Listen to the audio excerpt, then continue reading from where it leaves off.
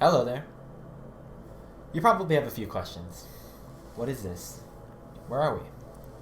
Did you finally finish part 2 of the carried value series you started 6 months ago? Well, not exactly. If you're new here, this is a show where I talk about things in the Proving Ground circuit that I think are interesting.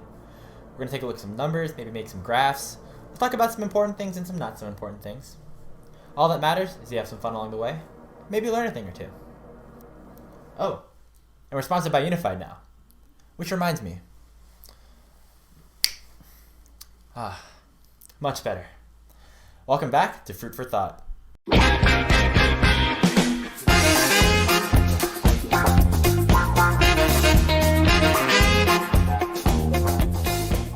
Unified's first Proving Ground Circuit qualifier is about to get underway, with 16 of the best teams Amateur has to offer taken to the Rift to try and start Season 12 off on the right foot.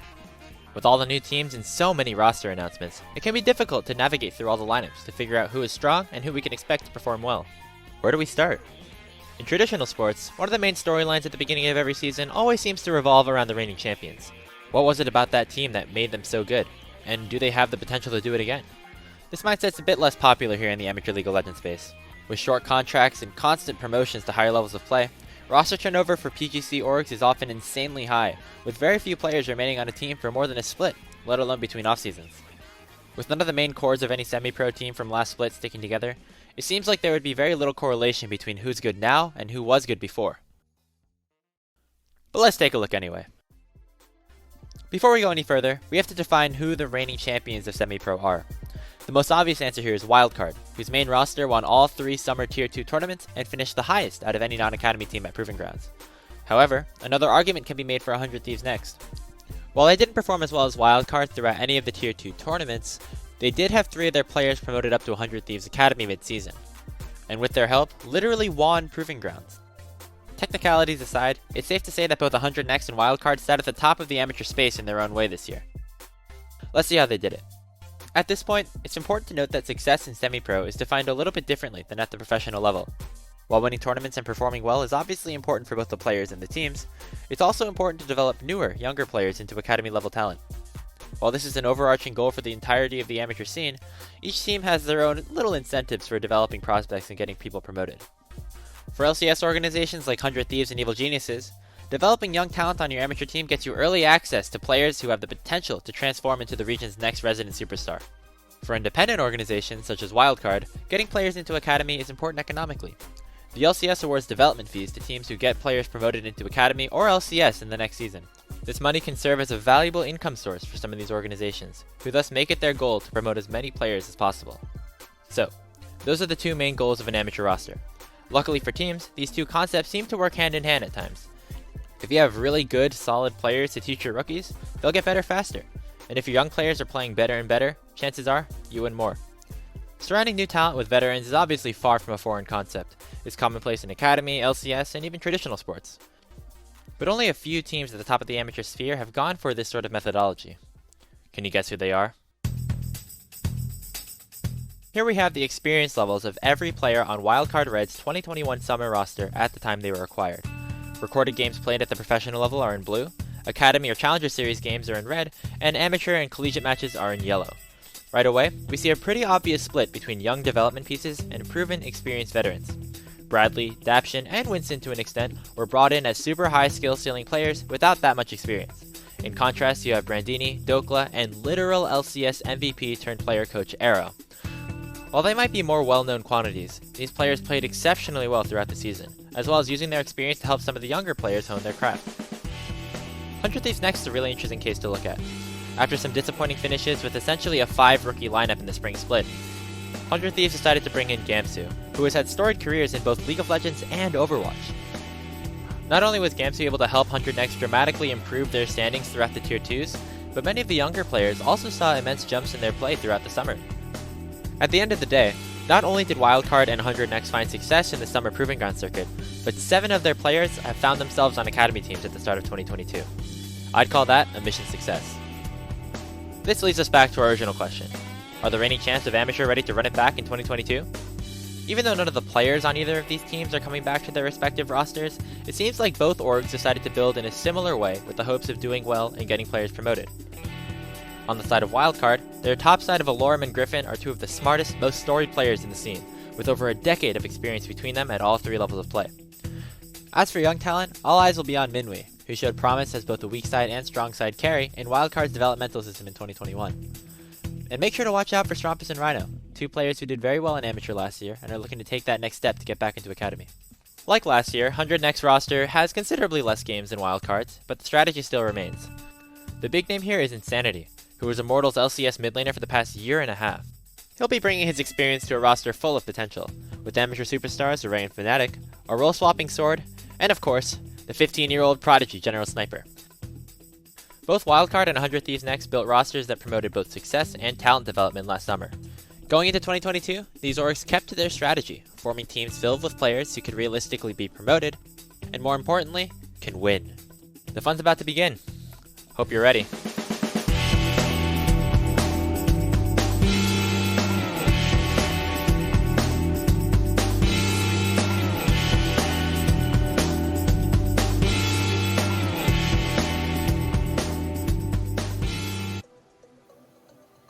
Hello and welcome everyone to the LCS Proving Ground Circuit Qualifiers. My name is Eric Desarux Beltran. Joining me on the desk, it's an Eric Merrick cast, the no-nonsense Dean Rebel Fox Merrick. And Dean, day one already done. We're moving on to day two right now. How you feeling about the LCS Proving Grounds?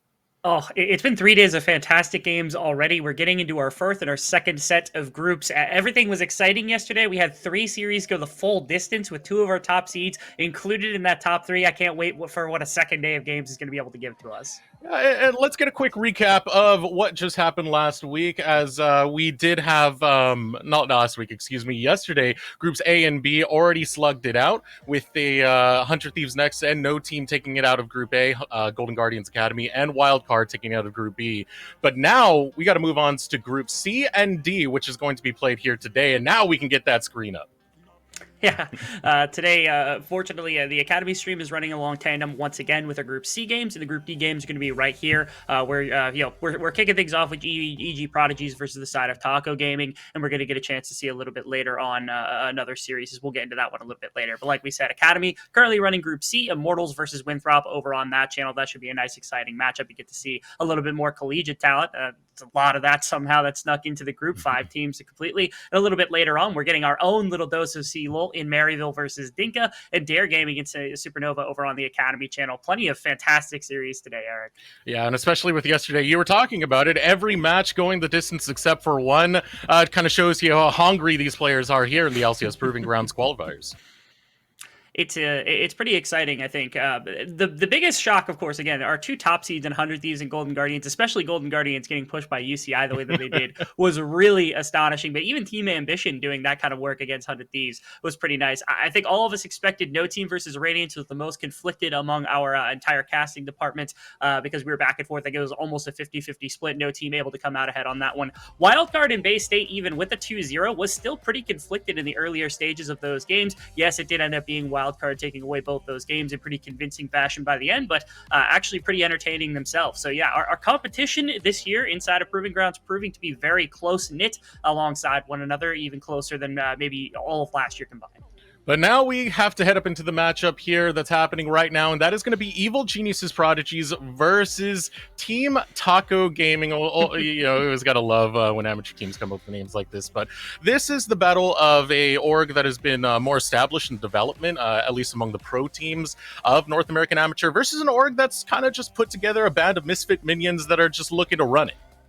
Yeah, EGP, they started off by absorbing, I think it was Zenith back in the day, and those players have pretty much all stepped onto something brand new. The majority of them stepped onto EG Academy, and anybody who hadn't, you even had like one go all the way up into LCS with Danny, who is representing all of AA, really, really good. They've replaced all of their players since. They're rocking 5 new ones, a couple of names that you would recognize, and like Faisal and everybody else had a fantastic go of it inside of the open qualifiers, only dropping 1 series to IMT AOE, which is, again, another one of those fantastic rosters that's filling in for the LCS affiliation. Taco Gaming, on the other hand, this is a nice little scrappy bunch of youngsters that got put together by Taco himself. Hats off to him, or our resident data analyst here inside of North America, or at least one of them, definitely. Pulling together collegiate talent from a lot of walks of life. You got Cozy that came out of SLU. You had Doxa, who was coming from that Winthrop championship team. You had Lynx that was coming out of Western, and all tied together, I think, with two pretty big pieces, especially Weiss, who stepped onto 100 Thieves just 1 year ago to be able to help them qualify for that proving grounds. And then biggest thing is Trickster coming back from the year hiatus and trying to show off a little bit of what we expected from him just 1 year ago. Yeah, so definitely going to be a competitive matchup here today. Taking a look at the overall shape of things, of course, a lot of AoE alumni coming over to Evil Genius's Prodigy, with Faisal, Perry, Leo Sketch all coming together. Daption, someone who pretty much ran the gauntlet over last season in the summer, did extremely well with Wildcard, now looking to continue that momentum here with the EGP banner. Is there anyone that really pops up to you when it comes to the Evil Genius's lineup and how they're looking to perform here today? I think Faisal has actually been surprised because last season he was not a bad player by any standard, but this season has stepped up immensely, being a lot of carry picks that have come out, especially inside of that open qualifier, went completely nuts. 5 different carry champions performing very admirably on 4 of them, and nobody performs well on set, so I'm going to give him a little bit of a pass on that one. So Faisal's a person I'm keeping my eye on, not to say that anybody else on this EGP roster is not good either, because they've got a ton of talent. Daption is another one that I've got the eye on. Last season made the debut inside of the Proving Ground series, or the Scouting Ground series, whatever you wanted to say beforehand, on that wildcard roster alongside Arrow, and was performing extremely well. I remember giving him the title of Action Daption in some of the first tournaments that he was playing, and lived up to that title a couple of different times when he was making it into some of the Proving Grounds type circuits. So really excited to see those two really come together for EGP. Yeah, going to be an exciting little duo to see in the bot lane as they do go against Lynx and Guise as well. Lynx, we were talking about it a little bit before the game, tends to be a little bit more of a underrated player, given the duo in the squad of Team Taco Gaming. Yeah, I think that's perfectly fair. Vice has been around for quite some time, actually. I think a lot of people recognize him even from some of the Scouting Grounds events that had come about. Stepped onto the roster last season. In fact, it's a pretty interesting little side note. We're actually getting a rehash of the support matchup from the EGL Summer Showdown in the 3rd-4th match, which was the final qualifier for Proving Grounds in the summer last season, between Weiss, who had just been the substitute for 100 Thieves, and of course, at the time, my apologies, I think I mixed that up. I mixed up because it's the EGP who's actually stepping in. It's the same matchup that he had, but it's a different support. So that's my apologies. But either way, Weiss, super talented. I've loved him for a very long time. He's stepping into a far more comfortable area of meta for himself, which is enchanters. A lot of enchanters, playing Lulu and Karma exclusively in our open qualifier. This is what he was really good at back in the day, and now that he gets to play them all the time, you're never going to see him on anything else. He doesn't have to go back to some of the engaged stuff. He gets to play the things he wants. I'm definitely excited to see what's going to happen in the mid lane a little bit more, because you were talking about it earlier, a lot of the hype that goes around Doxa. We remember the whole Winthrop war that happened with Maryville between Winthrop and how much Doxa was able to bring that, the memes of the Doxa diff. Had that standout year then, and the man has showed a lot of potential. We haven't, I feel like we haven't really seen the maximum of that potential. He has definitely shown he's very hungry and looking to show more up against Leo over on the side of EGP. Yeah, this was, I think, the first member that Taco had actually brought in for Taco Gaming that had really been kind of the glue that started bringing in the rest of the team. It's really hard to dissuade a lot of players from not coming to your team. Teams aren't going to, or players aren't going to deny an access to be able to play alongside Doxa. I will say, I think Doxa had a little bit of a rough go of it inside of our open qualifier in terms of his mid lane performance. Maybe that's just knocking off a little bit of the rust. A couple of these players seems like that might actually have to be the case. Again, we talked about Trickster. Doxa's going to have to do it, and maybe Weiss at least to some extent. But Doxa specifically, somebody that the eyes are on, because we know that the possibility is there. There's a reason he got scouted for TSM Amateur just 1 season ago, had some amazing performances, got close to getting into Proving Grounds as well with that squad. Again, talent, Doxa diff, everybody knows the memes, everybody knows the jokes, but they're built on a foundation of trust for this player, right? This player is excruciatingly good when he is on. And so we're hoping that maybe after a couple more games, after a few more series, this team is going to look a lot more complete, especially especially when Doxter really starts to perform. Yeah, and that definitely does need to come together because Leo is someone who's kind of been flying under the radar a little bit. Over in the open qualifiers, he was one of the better laners when it came to the performances of EGP. Transferring that to the team fight is something we're going to have to watch very closely on, but it's definitely not going to be an easy lane for Doxter to just run through going against Leo here today. I got to talk to Incon a very small amount about Leo back last season, and I know it was especially in UPL that I got a chance to talk to him because he wasn't really around much for Proving Grounds, was on some of the lower teams. It was actually a familiar instance to somebody like Faisal, who was his teammate, where like, you know, he was playing on some of the rosters that were in like the 18 to 25 range, somewhere in there. Teams that were beating other teams, but weren't quite enough to be competitive with the top level teams in Proving Grounds to really make a run at playoffs. That's where Faisal got scouted from, and that's where Leo was as well. Leo being touted as one of our more mechanically inclined, one of our better kind of mid laner prospects that came out. Wasn't able to get on one of the big name teams last year, but now scouted out by Ito, who found an amazing combination of players to put around him, combination of scouting ground players alongside Faisal and Daption, who have some of the Proving Grounds experience to really let him shine. And I'm excited to see what Leo is capable of as well. That matchup between Leo and Doxa today, I feel like Doxa is going to have to be on the game because Leo will put him to the test. And it puts a lot of interesting questions towards the jungle position as well, because there are things that are unanswered. You were talking about it earlier with Trickster. Basically see him as someone who had a lot of potential behind him. We saw that derailed a little bit, and he's now trying to regain that momentum. Perry has been definitely one of the more aggressive junglers, especially some of the times that I've seen him perform in the UPL with the champions he's run, you know, the Xinjiaos, Lee Sins, the Viegos. Xin not being his most successful over in the open qualifiers, at least stat-wise, but it is a matchup to see going against Trickster, who is sort of this question mark in terms of performance as we're trying to see more come out of him into this new season after that hiatus. He's one of these players that has a bunch of potential to him, and we need to see him live up to it. Although I'll say in open qualifiers was shining quite a bit, especially when it came to like counter jungling against the other jungler. I think I saw him living in the opponent jungler way too much for comfort for somebody that was on a year-long hiatus. It was really nice to see Trickster kind of living in breathing his own type of gameplay into the rest of what was Taco Gaming. And Perry, the jungle matchup gets a little bit chess matchy because again, Perry was somebody that walked into scouting grounds relatively unknown, the way kind of that Tomio had just 1 year prior to that, when Tomio had walked in from solo queue. Everyone's like, who is this guy? Beat down everybody and then took a spot on EGP to now go on to EG Academy. Who would guess that the similar storyline once again for Ito and the rest of this EG prodigy is to go out and find super talented players and to be able to get them to the next level, Perry being one of these guys. Trickster, again, this was a story that we could have seen very easily for him as well alongside Perry. So this is a battle that you're going to see. I feel as though Perry's going to get tested very much by Trickster today on some of the counter jungling. If he's on dueling type junglers, that expectation is going to be there. It's protection from Faisal and Leo. How much resource are they willing to sacrifice in order to make sure that their jungler is going to be in a position of comfort? And another thing that gets me on the grand scheme of things, at least, is the fact that we do have some established synergy that's already been at least worked on the side of Evil Genius's Prodigies. Again, a lot of these players have played together. On the other side of things, we were talking about it being a little bit more solo QS. They were just formed at the last second. They were players that pretty much handpicked each other to be able to form Taco Gaming. I'm wondering if that's going to have any impact on the grand scheme of things, if they had enough time to really develop that synergy to get into a state where they can come into this matchup and not have to worry too much about the grand scheme of things.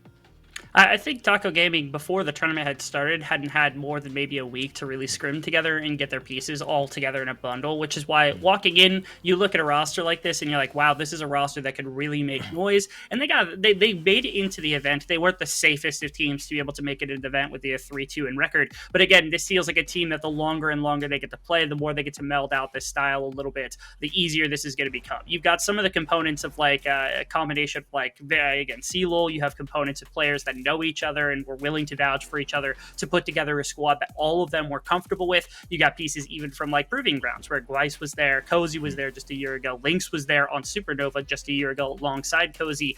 You've got relatively well-known pieces that understand what it is that they're doing. And so again, Taco Gaming at first, maybe they're not going to look as clean, they're not going to look as clear-cut as maybe some of the other teams that have had a couple months to really solidify what they're going to be doing. But this is a roster that, again, I think come second qualifying really begin. All right, but that's enough talk about the teams. We do have to get into predictions for what we think might be the turnout for today. And I'm just going to say yesterday, 100% corrections. I'm not going to get into specifics of that, but taking a look at what everyone else has going here today, unanimous on only two of these being the AoE Immortals one and the Maryville. Yeah, thought process being, of course, I think Winthrop actually had a pretty rough group. They actually lost their first game coming out against Glaive Esports. I was around for that, and they looked a little disastrous. They've got two substitutes right now. They must have figured out how to play with everybody because their jungler actually ended up being a beast on the Karthus. So eventually, over the course of the tournament, I think they picked up steam. But against IMT, we've heard ramblings about how this might be one of the top 4 teams in the entire event, if not capable of beating some of the best, only having lost 100 Thieves. I think that was very solidified in the open qualifier. You get EGP. We have a little bit of question between the two of us because apparently you're one of two people that predicted Taco Gaming. I love Taco Gaming. We get that first year. Or three. My apologies. I forgot Grapes out there in the front.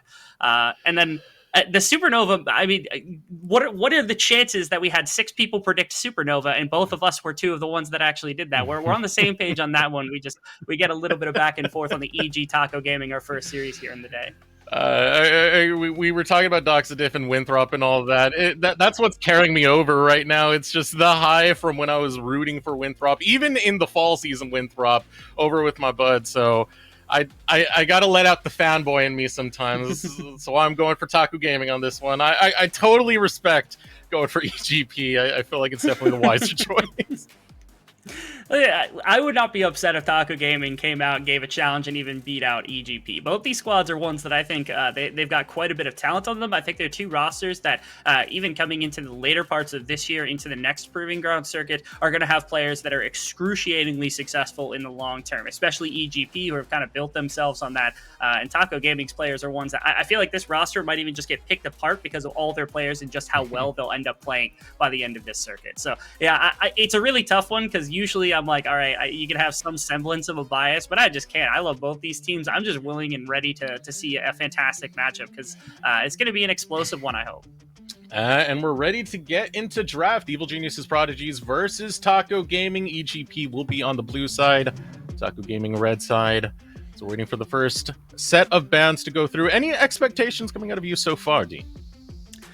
From a draft like this, I think the most interesting one that we've seen, like the ADC role has been condensed into only a handful of picks, but what we haven't seen is a bunch of supports really adapt to what has been like the Lulu Karma, which has been popping up all over the world in LPL and every other place. Gweiss is the one support to have actually full leaned into this strategy, which means that if Daption isn't careful, Daption made a name on a lot of like the engaged stuff. He had Leona, Rel was a humongous one for Daption in the previous split, Nautilus, things like that. But if you're running the double range bottom side and you've got a bunch of power to work with, Dragon Control goes the way of Taco Gaming, and that is something that you can leverage very heavily into, getting 5-on-5s and things along that line, which means I feel like EGP, they got to flex a little bit. They got to be willing to take two very talented bot laners, Sketch as well, who went to that previous scouting grounds, and find a way to compete for Dragons, because if they do that, I feel like this team is going to be able to operate as a 5-man unit much better.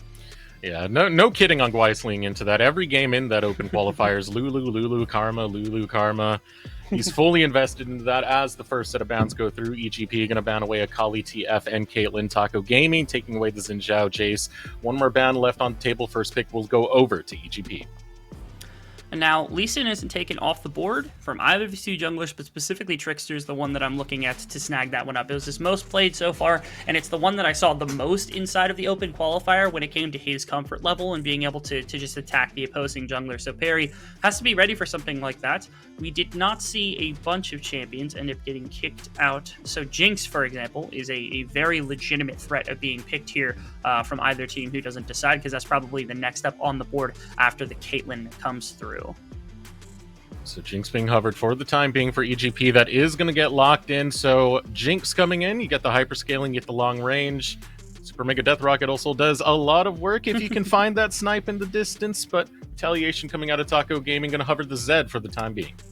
Yeah, probably not expecting that one unless Trickster really feels confident on it. Instead, the Aphelios response or the Jhin response. The Jhin response is worse. I think it's a bad matchup into the Jinx, but we've seen some bot laners opt for it. I don't think Lynx is going to go for something like that. Lynx feels like somebody that would play the Aphelios. And then the pairing, of course, the Lee Sin in the jungle for Trickster feels like the most comfortable. My question is, if EGP decides to go for a top lane pick, that means that Taco Gaming is getting an opportunity to counterpick it with a tank, because believe it or not, Cozy Shroud outside of the Akali has actually played for like Tom Kench and Mundo and some of these other like tankier top laners, which is not what you'd expect from somebody with the mechanical chops of Cozy Shroud in the top side. So it's a little interesting to me. If you pick something that's going to be really scaly, like if you go for a Jace or something, I feel like you're willing to stoneball with Mundo, and all of a sudden top lane just becomes a black hole sink for poor Faisal. But hey, that's what we want to see, right? We want to see the wars. We want to see the fights. I don't mind. You don't want to see you want to see a Mundo in the top lane? I want to see a Mundo in the top lane. Why wouldn't I want to see a Mundo? I don't think I've ever heard a play-by-play say, I want to see a Mundo in the top lane. Ever since I saw Tenacity pull it out of his back pocket randomly last year, I'm all aboard Mundo hype trains. Is EGP looking to lock in for the support role, going to grab the Thresh, as well as Viego getting locked in over on EGP's side. I know Perry has been one to not really let go of the champion so far, as many others have kind of diverted away from it. We've seen a handful of junglers kind of stick to it. It's especially good as a scaling jungler when you're able to slow down some of the very early stages of the game. Now that you're looking at Aphelios, again, you've got Jinx, Thresh into Aphelios, and what I would assume to be, again, with Lulu off the board, eventually Karma. A little shocked that they actually opt immediately for the Zoe. They must think that that's going to get banned out, so hopefully they pinch off the rest of Gweiss's pool, just making sure the enchanters are off the board. It could leave up Nautilus as a potential counterpick to get some fight back in the bottom side, but it feels like one where EG now against the Aphelios with a powerful level 1 can take control of the bottom half of the map and allow a little breathing space for what is Perry in the jungle. If they get two solid enough solo lanes as well, it means that they could be a little bit more supportive, prevent Trickster from really just bullying out Perry, and let him become a beast in the later stages. Even if Sketch is able to get towards that late stage dream as well, Jinx can be a menace to have to deal with. It's going to be pretty tough for Taco Gaming in this situation. Actually, Draft to still have some authority in their lanes, waiting for those final bans to come through. Victor and Braum taken off the map to more. Counterpick going over to TG. No Vex off the board yet either. This champion has been discussed. There it is. Okay, I'm happy that they didn't give that one over, because into the Zoe, if you happen to see where she jumps to, that ultimate can be in a very easy skill shot, and you can assassinate the Zoe very quickly if you're not careful. So taking the Vex off the board, making sure that two of the most powerful mid laners into this champion are going to be removed is quite nice. That means Leo's going to have to dig a little bit lower. I always have a personal tendency to want Leo to play Lucian because he's a really gifted Lucian player, but that's not been at all anything that anyone has picked this tournament. So I wouldn't be surprised if they just went to something else, something more mage-like. I know Orianna's been a blanket pick, but I'm not an Ori fan for Leo. Leo's mechanically inclined. I want to see him on something that he can flex with. And always, when you get those shockwaves, good time to see it happen. But Taco Gaming, first pick going over to them. Gonna go with the Nautilus, waiting for that to be hovered or locked in. Yeah. Goes for the lock, saving the counter pick over for the top lane. Yeah, it's not shocking, but I am a little bit surprised that they didn't go for the Karma, because it's been good and it does help out with wave control against the likes of the Jinx and the Thresh. This is actually, again, this is the first time that Gweiss has played something that hasn't been an enchanter for the tournament, which is why we're taking a bit back. But the Nautilus usually is a pick that some people are comfortable with. We've seen counter matchups where like the Thresh actually has some very good. I think it was Chime just the other night that was playing the Thresh and flexing on Nautilus with the interaction with the E, and that was enough. Leo actually ends up on his most played champion of the tournament so far in the Syndra, which is again something I completely overlooked, not thinking about it, because I was like, okay, Vex needs removed, Victor needs removed, but Syndra's been the next most popular, and Leo especially has been one that's taken this, and it's a good pick into the Zoe as well. Being able to line up the stun from where her ult position is at means it's really easy to burst out the champion. Yeah, there's a lot to threaten Doxa so far picked up at EGP, not just on the side of the Syndra, but the Thresh as well. There's a lot that can anticipate these paddle stars coming in from the odd angles. So lots of pick grabbed on the side of EGP, but one more pick to come on the side of Taco Gaming right now, hovering onto the Camille. See if they're going to go for the lock-in.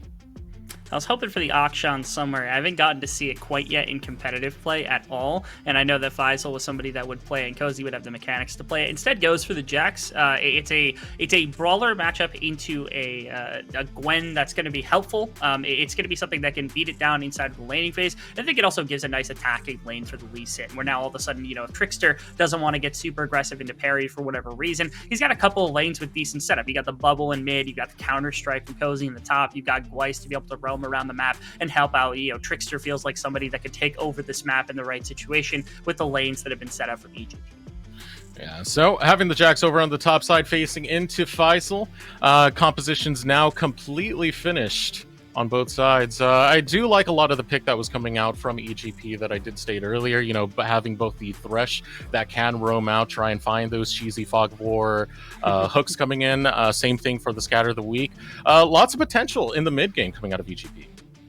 Yeah, they've got a very well-rounded composition. My one complaint is that they don't have a bunch of engage. I'm noticing this quite a bit. Whenever you see Viego locked in, teams have a tendency to be rather lacking when it comes to the setup, and so that's going to be Leo and Daption that have to do a fair amount of the work, or Faisal on a really nice flank. I've always said it that Gwen is one of, if not the best flanking champion in the entire game, at least one without CC of any kind. On the other side, though, again, I think Trickster has a way to really throw some problems into the EGP camp when they hit into the mid-game, because of their lack of real, true engagement. When you're sitting with a Nautilus, you could fish with a bubble, you could fish with Gravitum ultimate from the Aphelios. There's so many different ways that you could surprise engage on the EGP that a solid enough early game control, especially around some of the neutral objectives, could force EGP into situations that Taco Gaming can exploit. And I'm going to be looking for that from Trickster to see how he's able to perform here today, because that early game, he will have to get a decent amount of momentum going for him to get this composition, get his lanes going strong, given they do need quite a bit of love over in the mid lane, over in the bot lane as well for Team Taco Gaming. They've given themselves situations where, their lanes could go very horribly in the wrong situation, right?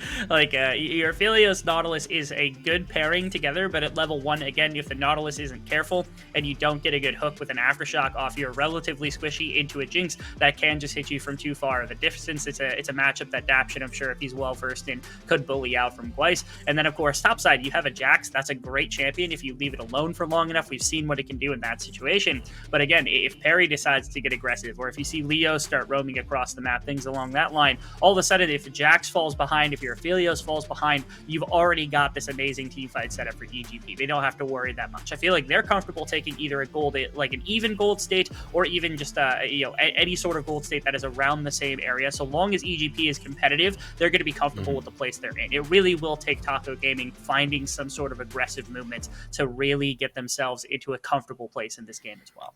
And that's what makes me at least a little bit nervous about my bet so far, is just in order to set up the win condition for Taco Gaming, it is much rougher for them, where EGP have much more flexibility in the way they can play this out.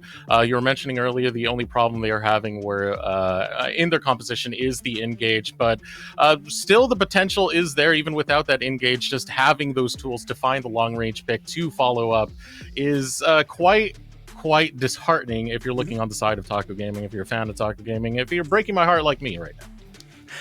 One of my favorite things about a composition like this from EGP is, while yes, you don't have a bunch of engagement to work with, something you can do is leverage that if Taco Gaming decides to go for dragon stacking, they have to commit to that as a win condition if they're not ahead in gold. So if you're trading Rift Herald for dragons and you get both Rift Heralds, you end up 2, 3, 4k ahead with a composition like this from EGP. And all of a sudden, Taco Gaming, they're like on 3rd dragon, even 4th dragon territory, and they're like, oh, we're going to take this. All of a sudden, EGP comes creeping in and they're like, hey, guess who's ahead in this game? Guess who's got a solid composition? Guess who doesn't even need to engage because you're boxed yourself into the river?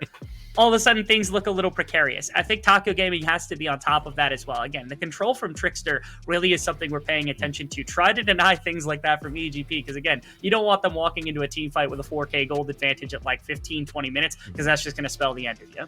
I mean, you do have some decent skirmishers over on the side of Taco Gaming. That's one of the hopes, that those skirmishers are able to get online before we get towards that state where EGP are able to just bully their way into any fight whatsoever.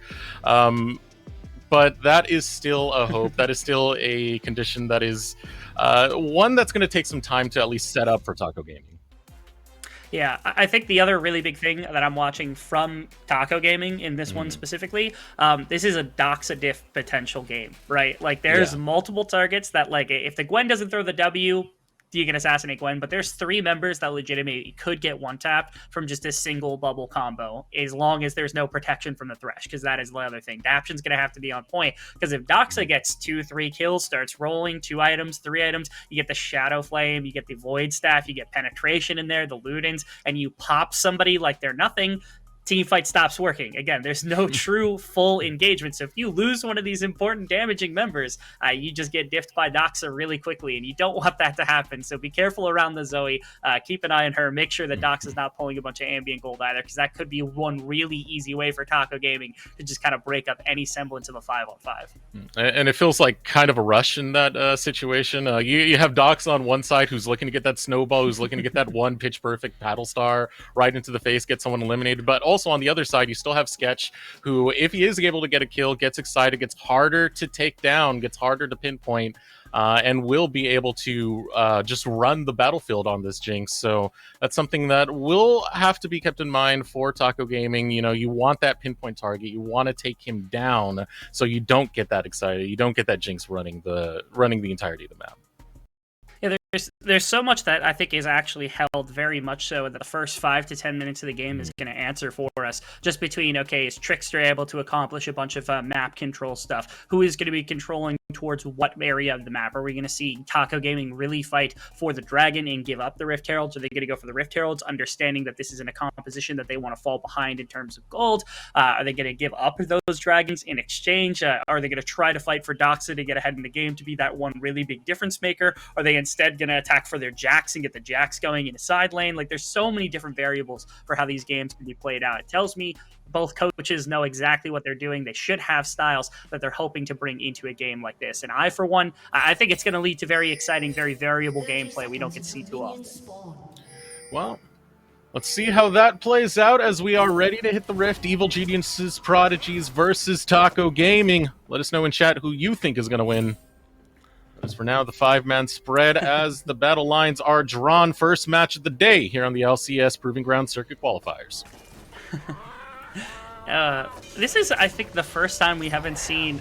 no, yesterday we had our first one, but so many games have actually been completely decided off the back of some early level 1s. I know yesterday it was, I believe, No Team versus Radiance, where there was a 5v5 level 1 on the bottom side of the map that led to 5 people being killed. I wonder if that one clip was enough to prevent teams from going to anything crazy, because it determined Game 3. Literally, Game 3, I think, was just won off the back of that 5-man fight on bottom side. It's kind of those things they shown, like when you're a kid, drugs not even once. This is your where they smash the egg with the frying pan. They just show this over to all the teams, and nope, no more, not even once. No more of those 5v5s invades. Yeah, we've seen a couple people fall victim to, especially like the 5 people up one of the side lanes and then running down into the river. So didn't get that from either team in this particular case. I think it would have been valuable actually for Taco Gaming to maybe have it so that Daption didn't have control of the mid rush, but they know that they're going to fall behind in wave clear. The Affiliates doesn't have an ability at level 1, so they're not too concerned anyway. They're just going to back up a little bit. They're going to stay a little further back. They're going to be okay with the Jinx getting control of the lane for now. They're not going to worry too much about it. Even Trickster isn't really concerned. He started on bottom, pathing towards top. Seems like at least on the face of it right now, Trickster is going to be a bit more concerned getting the Jax and the Zoe in a decent place in this game. And Perry's actually played into that. He's going to be clearing down towards the bottom side as well. So maybe not the defense there if Trickster's able to find something.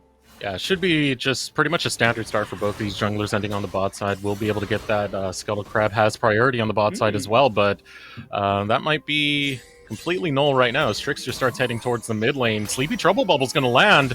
He's going to set up that Sonic Wave, but will not find its mark. Does burn the flash in the mid lane of Leo. Barely missed time. First off, Leo, the fact that like he was able to somehow like sixth sense that gank coming, there was no ward to tell him that was happening, instead just backing off of his own volition. The bubble was well timed, but the problem is you needed to hit the Q from both members, that is the Paddle Star and the Resonating Strike, at the exact same moment so that the Q could be followed up from Trickster onto Leo. That didn't happen. Unfortunately, Leo got the flash off right before the Q was going to hag, and it meant that Trickster couldn't follow up. Yes, they do get the flash. That's phenomenal. Really close to being perfect execution from those two, burning the flash and getting the follow-up to get the kill onto Leo as well. So I'm going to see if they do find a follow-up over there. See if they can punish that flash being burnt down. Now Perry over on the spot side. An early recall called out by Sketch and Daption. Mm-hmm. Yeah, Perry has gotten just a ton of free time so far inside of this game because that gank did not work out, so Trickster's on a little bit of a catch-up path. Unfortunately, the nice ward, and again, the wave being pushed up as much as it has been, I think they bounced it off the turret, came back to middle, and it's going to push the other way, but it's not quite far enough out for Lynx and Gweiss to be baited into stepping far enough up for a Viego to find a gank. Viego's not a perfect ganking champion in the beginning of the game anyhow, but it makes it very difficult with the position that the two of them were in, so instead just takes his first back, and actually Trickster was going to double down on the early pressure. We're going to try to find something into Faisal, but Faisal standing in it. Oh, he's canceled 2 backs. Wow. Viego's back on top side too. This is actually given so much to Perry that if he's able to get information, he's going to be here. Ooh, the counter-strike comes in. Trickster's able to hold the tower to make sure he doesn't get it, but first blood is going to go off for Faisal anyway. Now Trickster in a world of hurt will fall to Perry. 2 early kills going over to EGP. And Trickster trying to play to his top side after the mid lane. They kind of read where he was going to be. Trickster didn't find anything, or my apologies, Perry didn't find anything on bottom side, but had more than enough time to back and get up to the top side of the map to cover his top laner. And actually, it was a solo kill from Faisal onto Cozy before the follow-up had come through. The flash W from Perry, able to catch Trickster in the same fashion, which is just phenomenal. Again, Trickster has lost so much now. 2 ganks that did not work out, ended up losing both lives, gives so much over to EGP. And Faisal picking up a kill kind of does the exact opposite. They wanted the Jax to feel comfortable. They could have bailed on this 2 times and chose not to, giving so much time over for the Viego to show up. Just a kind of a delayed call here from Taco Gaming. Is that final pop of the tower. Trickster, he didn't hold it for long enough. That is just so painful, man. He didn't even hit him. He just ignited him in the tower shot. That's so miserable. Oh, poor Cozy. Feels bad. Feels terrible. It really does. And now Trickster's dug himself into a bit of a hole. Daption doesn't know that he's there. He's walking over a ward now. Twice! Ooh, flash forward. Does land the Sonic Wave. Going to follow up with the Resonating Strike. We'll get the cripple. Looking to slow him down. Nice. Sleepy Trouble Bubble's able to come in, but Paddle Star too far. Can't find the max range shot. Sonic Wave will not land. Death Sentence going wide as well, as now EGP is starting to move forward. I don't have too much to really work with here, just trying to bully them out. But the vision denied, at least for Gweiss, as he starts to back off on the duo of Trickster. Yeah, it's actually, that's a pairing that I want to see a lot more of between Gweiss and Trickster, because you've got enough damage and you've got enough CC to lock down members, especially like the Viego. Right there, though, I mean, Daption's presence, they were trying to catch him out. The flash was enough to get him out. And then Viego on the coverage as well with the Lantern, able to walk away. Doxa had the pressure to step up, but wasn't quite fast enough or able to convert on the bubble tagging on because of the, again, the perfect positioning of Daption to get his jungler out of really bad place. So, well played from EGP. Again, finding multiple plays now in the jungle where Perry has just been all over Trickster. Trickster not able to get any of the invades or the aggression against the opposing jungler, and none of the ganks have really worked out. The early game plan for Trickster has not worked out, and again, that's something that's going to be really painful for Taco Gaming. We talked about them needing to grasp some kind of control, and this is going to cost them quite a bit of a stir. Now going to the dragons, but again, we talked about that too. The dragon stacking is valuable, but if you fall behind, you know, what is right now 1,500 gold, but if you lose the Rift Herald 2, all of a sudden fall out 2.5, 3,000 gold, e.g. Prodigies are going to be all over that. It's going to be a dragon secured, but a questionable one at that. The teleport back to the mid lane coming out of Doxa. Definitely a rough place for Taco Gaming in this early game, all things considered. Trying to pick up whatever they can as we take a look at the total gold. Faisal really leading the charge here, as well as the rest of EGP. Pretty much everywhere you would want the gold, it is there. Leo, his flash coming back up as well. Wasn't even that punished in the mid lane.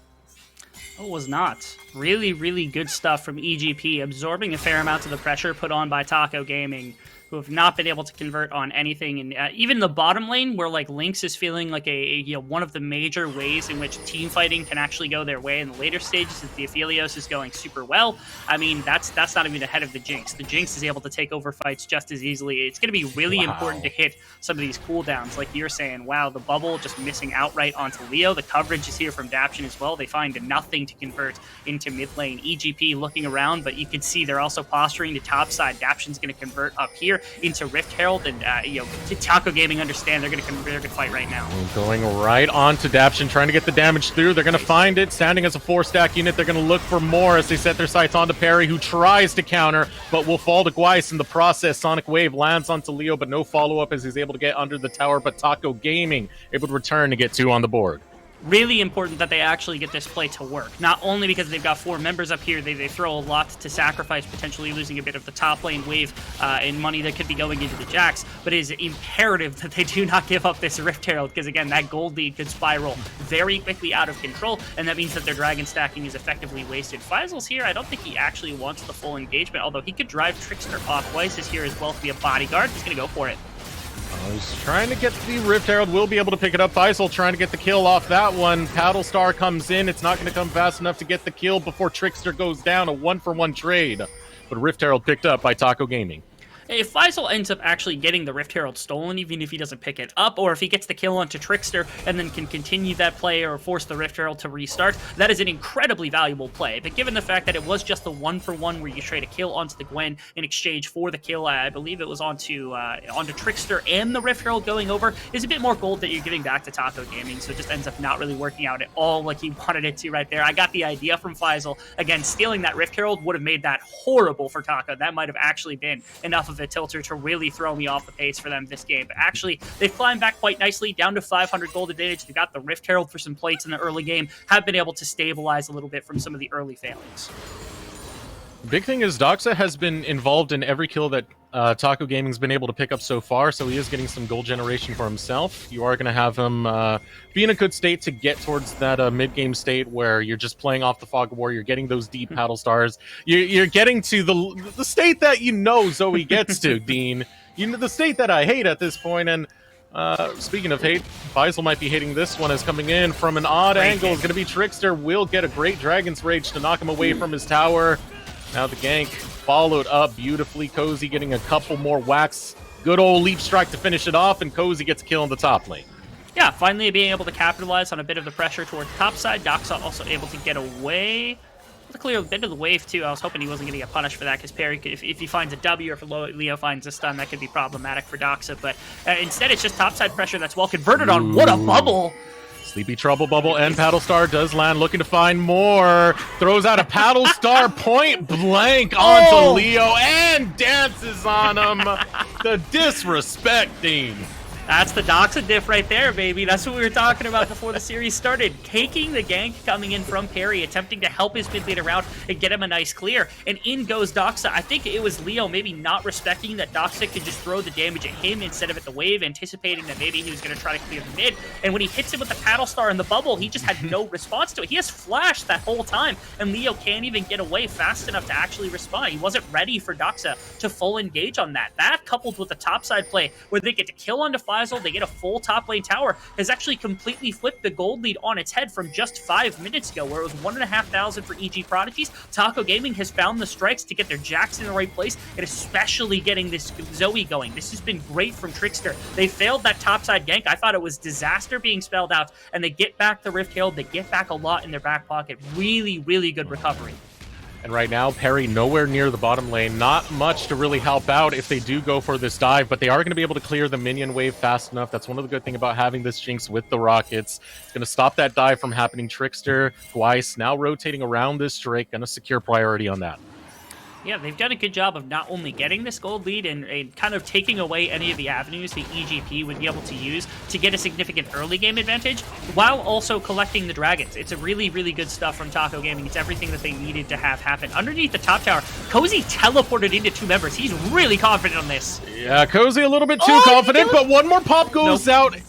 It's not enough to finish off Faisal, so Cozy sacrificing his life on that teleport there. Headed up is Doxa, who was dealing with a little bit of handings with Perry, but ultimately Taco Gaming will be able to get the Drake, but now they're looking for more as they set up this dive, going deep onto the ADC. Sketch is forfeit as Gweiss is able to get him down, but it will be a trade. Trickster actually taking him down in the process. Sonic Wave goes out, looking to set it up for an angle, does not follow through. Leo, too much of a threat. Bottom side, they end up getting an additional kill onto Trickster. They end up getting the Dragon, which is positive. I'm a little curious about the Cozy teleport. I was pretty sure that they were already at the tower when he pressed that teleport. I don't think they collapsed on him while he was there, so just kind of teleporting into a rough situation where maybe he was going to be able to collapse on, ended up throwing this play a little bit more out of whack than I think Taco really wanted. But again, they're not losing too heavily here on any of the plays, even when they're trading back and forth, because they've got control of the major neutral objectives that they want to play around. They can kind of decide where their composition goes from this point, because again, it is a little bit difficult for the side of EG Prodigies to really pick and choose and enforce the willpower that they've got, even if their champions are doing pretty well in the game. They're not down too much gold, but it's more so that Taco Gaming has kind of been controlling all of the pacing so far with the combination of the Lee Sin and the Nautilus being able to make a lot of plays. Taking a look at the state of the game, relatively even in gold. A kill lead going over to Taco Gaming. First items complete for the entire top side of the map with the Gale Force done for Lynx as well. Now Taco Gaming starting to, like sharks in the water right now, as they start encircling a lot of Evil Genius's Prodigies jungle, getting deep vision into there. You can already see Cozy being a lot of a nuisance over towards his top side as he steals away a lot of the jungle camps of Perry. Yeah, just making sure that Perry gets slowed down a little bit. Currently ahead of Trickster right now. Ooh, Doc found himself in a pretty bad place. Ooh, nice flash there. We'll be able to get away from Perry. Still, though, the tower, not long for this world. Minions falling, one more auto able to do it. Sketch takes it down. Good coverage. It's EGP who, again, are finding responses to the right place, where, Cozy on one side of the map has a lot of, pressure, has a lot of warded to protect him. You don't want to leave him completely alone, so they've got their bottom lane in with, and that allows for the bottom side of the map to be a point of contention where Perry's able to live. He's not super afraid of Trickster in the one-on-one, and so he's there to cover for Sketch, where Sketch gets an entire tower, and Doxa can't just be there. Has to burn the flash, gets a nice bubble to be able to get out of the situation. But again, the important part was getting Sketch a bit more gold. They understand one of the win conditions for the team is making sure their team fighters are going to be on pace, and right now Sketch has pulled enough gold to be able to match what it is that Lynx has had so far inside of the game as well. Kraken Slayer's done, boots are completely done. Sketch is going to probably receive a fair amount more resource, a fair amount more attention from EGP, just to make sure that when they do get their opportunity to go for a bigger fight, they're going to have the damage necessary for it. See right there, Trickster trying to set up for the scuttle, but Perry will be there faster. A ward spots out Daption, ensure that Trickster wouldn't be in a bad spot. Backs off, concedes that scuttle. Control coming out of EGP towards this Rift Herald, but they got to keep a close eye on their mid lane as well, because setting up is going to be Taco Gaming. A safeguard away, the box going to be wasted. Daption will not get Trickster close enough. Sonic Wave does land, but will not follow through. Taco Gaming now rotating towards the Rift Herald. Nice combination of guns from lane. Ooh, okay. This is the Moonlight Vigil. That could have been a pretty decent way to start things off. They continue to fish, but they're hitting nothing. That feels really bad for Taco Gaming. As they use a bunch of siege power with the Calibrum and the combination with Zoe to just have all this range to threaten Sketch underneath the tower. They're able to enforce their will on the mid tower and then walk directly upriver. They've got control of the top side because they brought down that top tower. Now with mid tower down, they basically control the top side. They get second Rift Herald spell again, kind of closing off as many ways as possible for EGP to get gold to the best of their abilities. They're still the top and the mid tower. I expect for Sketch to start heading towards those specifically to not only catch waves, but also to try to pull down those structures to get more gold into your Caitlyn to the best of your that you can. And you can see that also where Leo feels comfortable as long as he's got the support of Perry to just push up farm and then be somewhere else on the map where you can start setting up. And now they've got pressure on the bottom side for dragon stacking. They can respond to what Taco Gaming has gotten. They're going to fight for it here in just a second, though. They've got 5 members. About everybody except Faisal is sitting on the bottom side of the map posturing around this potential objective. And it's an intelligent move to come out of EGP, knowing that they couldn't get the Rift Herald. They set up for the other objective. They have a lot of deep vision here if a team fight is to break out, and it does look like EGP are fishing for one right now, but Taco Gaming, they're starting to group up. They're starting to come together. And now on both sides, 5 units strong are both of these teams. The Paddle Star is going to go wide, looking for the inside track, is going to be EGP. Sketch. The long way in, gets a couple of rockets through. Over the wall, damage is returned both ways. Doxa and Perry taking a good chunk right there. But no one willing to pull the trigger just yet. Weiss unable to find the hook. Out comes the death sentence. It will not land. Now Gweiss going forward will find a hook, able to get it onto Daption, who puts down the box. Out comes the ultimate, but it gets the knock up onto Daption. Daption so low. Trickster going to go deeper. Still looking for Faisal, but Faisal is on fire right now as he's able to pick up the double kill. Goes right after Doxa. Flash forward out of Sketch. Is going to pick up Doxa. Now Link's on the run. Zap will not find him, but they found exactly what they needed to bully Taco Gaming right out of this dragon. EGP able to really get themselves entrenched in the bottom side river. You see, when the trade-off of map sides went to Taco Gaming, they took top side, they took Rift Herald, they took top lane pressure, they wanted to get Cozy into a good place, they wanted to get top tower down, and they were able to accomplish all that. The trade-off was the bottom side. They had to work through the vision of EGP just to get to the river, and that allows this 5-man setup to go completely crazy. We talked about how important Sketch was going to be, and Sketch went basically uncontested at the beginning of this fight. Doxa tried a couple of times to get nice. That was very clearly going to be an execution, and Gweiss starts this fight alongside Daption. But just take a look at two things. Number one, you get Jinx free firing into frontline. You had Cozy there, but again, the positioning of Daption made it easy, and Faisal clamps off the left side of this fight, just preventing anyone from getting anything. Trickster can't find a good enough kick to get multiple members together, and at this point, you got no frontline, you lost a fair amount of your damage with everybody else, and nobody's able to step up into this Jinx. It just lets EGP run the game the way they want to. We're going to be spotted out in just a moment. Gweiss going forward, gets a hook onto Daption. Sonic Wave going to land. The focus is Daption. Daption gets hit by the Sleepy Trouble Bubble, waiting for the Paddle Star to follow. Sonic Wave lands onto the Gromp, but finally another hook going to come through. Doxa able to grab that kill, his second kill of the game. Does have Ludens completed. Same thing over on Leo's side as both of these teams walk away from the side of the jungle. Map's still just completely split, where one side is owned by Taco Gaming, which is, of course, this top left side of the map. The bottom right has been owned by EGP, and you can see the willpower still being enforced as much as possible, giving the safe farm to whoever you want on the top side of the map, where your control usually is going to be held. That tower being around on the bottom side, you have to play a little more respectfully. It's why you see Cozy not really going past and able to find the pick inside again, and asserting their dominance over the territory that they've claimed from the earlier portions of the game. Cozy, he's down 2 levels. Faisal has actually shockingly gone completely crazy in this game. He's up like 30 CS, has done well inside the laning phase. He's here against Cozy. I don't think Cozy takes this on his own, which is why he's got 3 reinforcements coming in. You got Doxa looking to show up. Counter-Strike already used, so can't get the stun. Waiting for the Sleepy Trouble Bubble. It is going to land. Cozy has had more of the income of EGP, so taking him down got to feel good. That shutdown going right over to Doxa. Yeah, taking 3-4 members, because I know Gweiss was also hovering the position in case reinforcements were on the way, but just didn't matter. They need that, too, because, again, Faisal has become an absolute menace in this game. Cozy needed to get back in. That was a perfect way to do it. They get the shutdown gold onto Doxa, and they get a tower on the bottom side of the map to be able to start taking back a bit of the pressure around the Dragon Pit, so they could go back to the Dragon stacking mechanism, especially because the Infernal Soul is going to be humongous. The gold back and forth, again, we're 35,000 apiece between these two teams. They're just about neck and neck in this game. The important bits, again, first, Sketch, Runan's, Kraken Slayer, team fighting is on point. Might have some problems with that. Trickster, the kick Dragon's Rage goes off the Sleepy Trouble Bubble, lands! Gweiss will take down Sketch. That was just so incredibly unlucky for Sketch, man.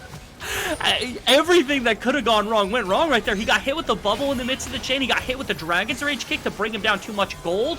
Goodness gracious, Doxa straight up assassinating right there. And now he set his team up for success around the Baron. It's going to require quite a bit of help because, again, Sketch was a large amount of the team fight damage. Leo's going to have to do more, but he's half health.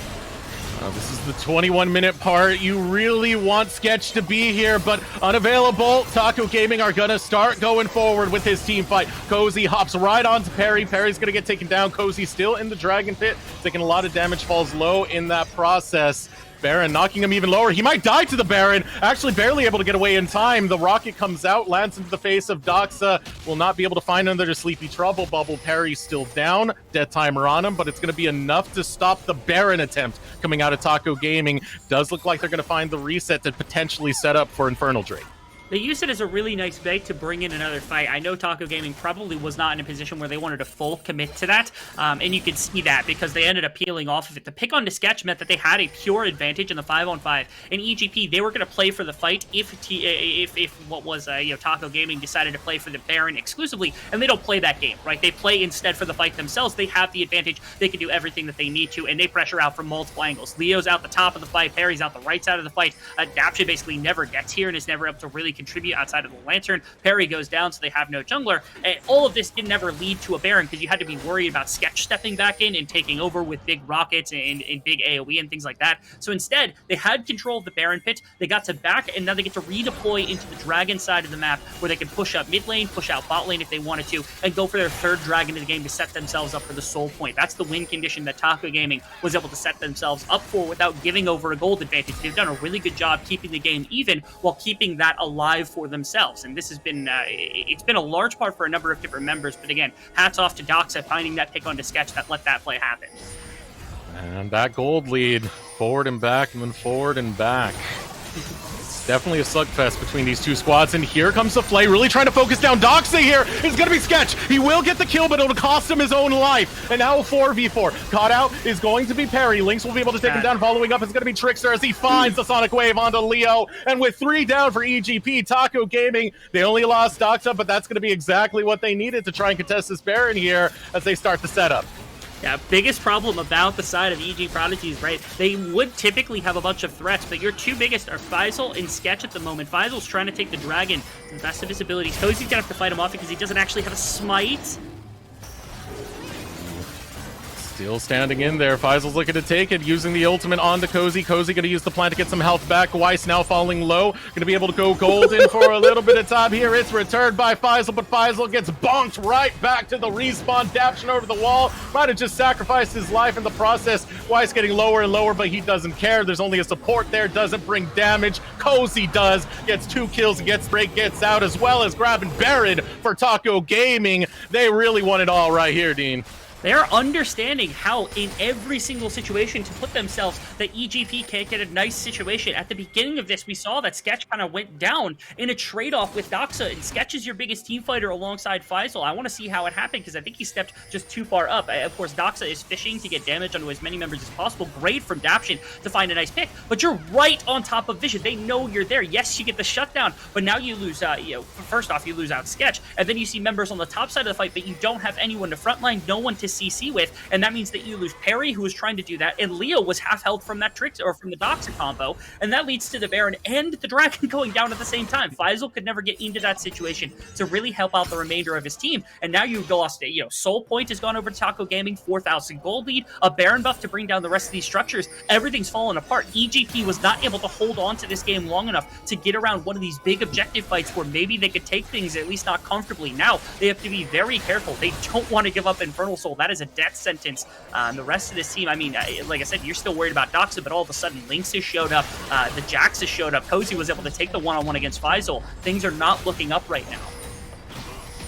And Taco Gaming are going to look to make that situation so much worse. They grab a tier 2 over on the top side, continuing their push. Can't give too much disrespect here. You do have the ADC over there. Can melt away at this turret health if it's not responded to.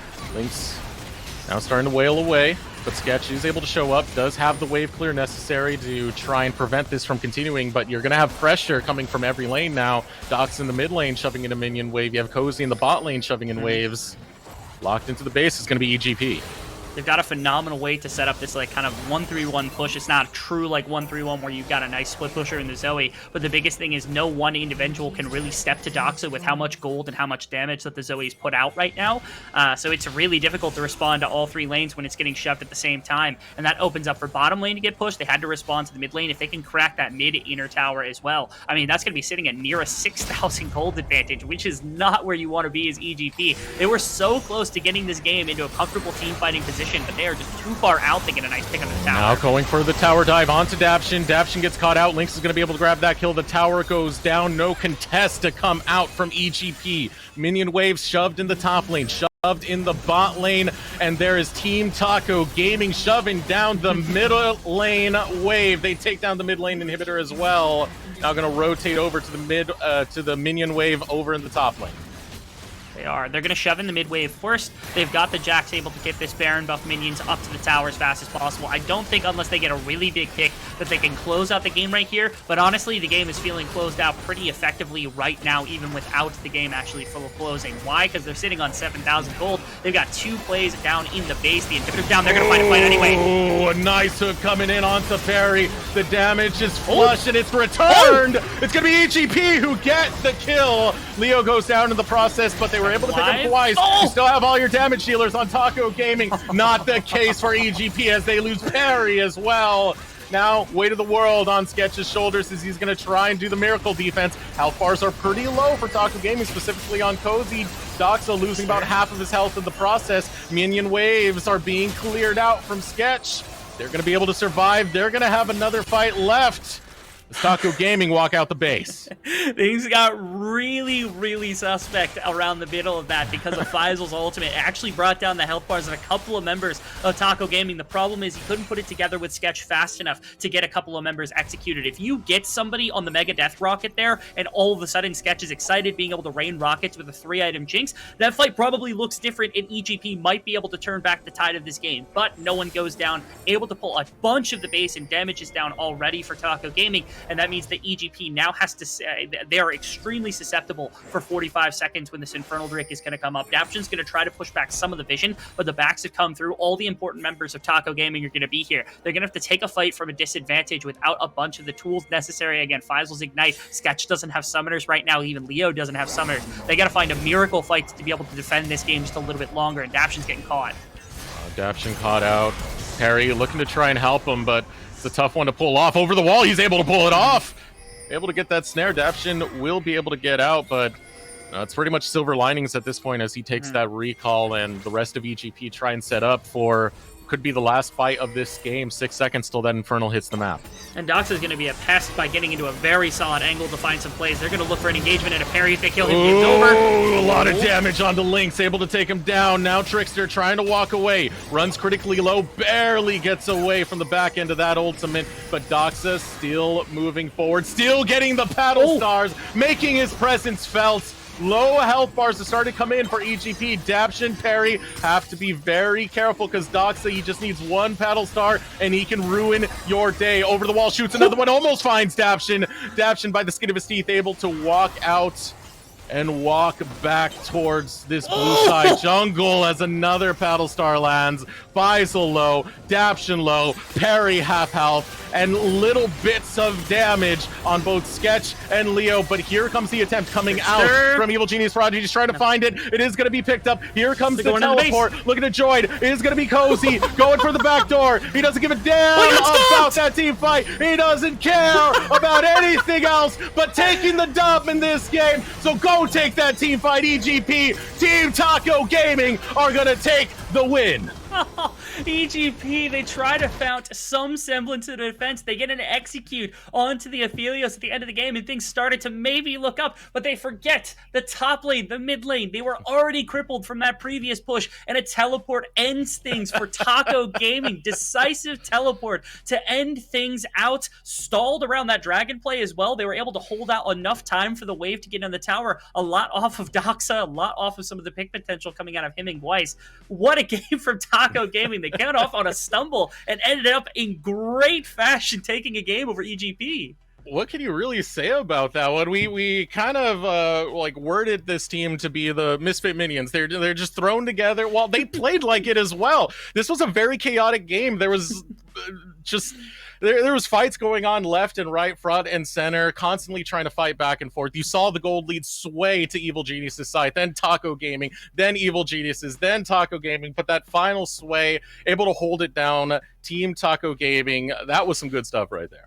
Yeah, the fear really was there when Lynx went down on the Aphelios. I thought that the game was going to start swapping yet again. I thought we were going to get it, but again, Doxa just dropping in shots on the Zoe, Weiss playing around with the Nautilus pick, having engage and having the ability to really threaten picks-offs and put on enough damage to members to make it threatening to actually full engage into a team fight. That's all that they needed. They waited enough time for their waves to stack. It was really cool stuff from Taco Gaming. They bounced back from that early game immensely well, and that meant that EGP, I mean, they kind of felt like they were in the passenger seat. Taco Gaming made a lot of the aggressive plays. They made a lot of the proactive stuff happen, and eventually they converted just enough to take the win. And you felt a lot of the stress over on EGP's side, especially with Sketch, who was trying very, very hard to be able to take down Doxa, would end up giving up his life to just get a kill onto Doxa. But you got to keep in mind just how much power is still on the side of Taco Gaming. You take down Doxa, you lose Sketch. Sketch was everything for Evil Genius's Prodigies. They have to keep those things in mind as they start shaping up for this next game. Yeah, it's a big thing just because again, when you're thinking about team fighting, you're thinking about all the setup they had. I really wanted to see something big and something that could have CC to start off fights. If they've got something like that, I think they could kick off this game much faster than when they did. You know, Leo would be able to kind of express his skill in the Syndra. You'd be able to get the very powerful Jinx out of the laning phase and into team fighting much faster if you just have somebody to frontline. If you don't go for something either in the top lane or else. Faisal I thought was amazing too. Honestly, I think it was the Viego that was just a bit too slow. I'm not saying it was poorly played by any standard, but more so that again, if you've got something that can help you set up fights like a Jarvan, maybe you don't have to wait for more scaling. Maybe you don't, because then you can put all of your AoE damage between the Gwen and the Jinx together, and you know, then EGP can try to force around the objectives. They don't have to be the ones that are getting baited out onto bubbles and things like that, and end up losing the game because of it. All right, so an exciting game number one. We are going to throw it over to short break. When we return, we'll continue this best of 3 series between Team Taco Gaming and Evil Geniuses Prodigies. We'll be right back.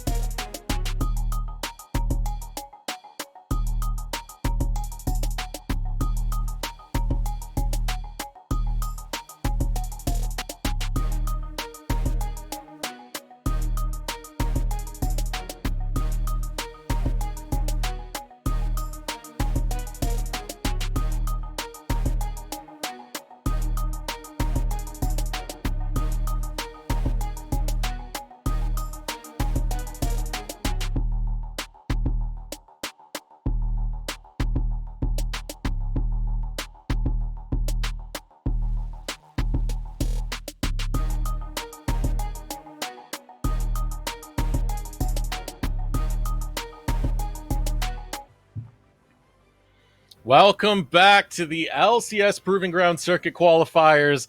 After that matchup, Dean, I'm not sure what to say. Taco Gaming coming out ahead, thwarting the expectations.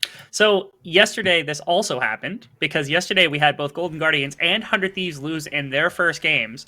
And today we have not only Taco Gaming, which is a little bit less of an upset over EGP because there is some competition here, right? But the expectation is EGP. Winthrop also beating Immortals on the other stream. They are not letting anyone have a nice short day, not living up to expectations. There is a unreal amount of competition between our first and our 16th rated teams, obviously, within this tournament, because we have time and time again been tested with some of our top seeds so far.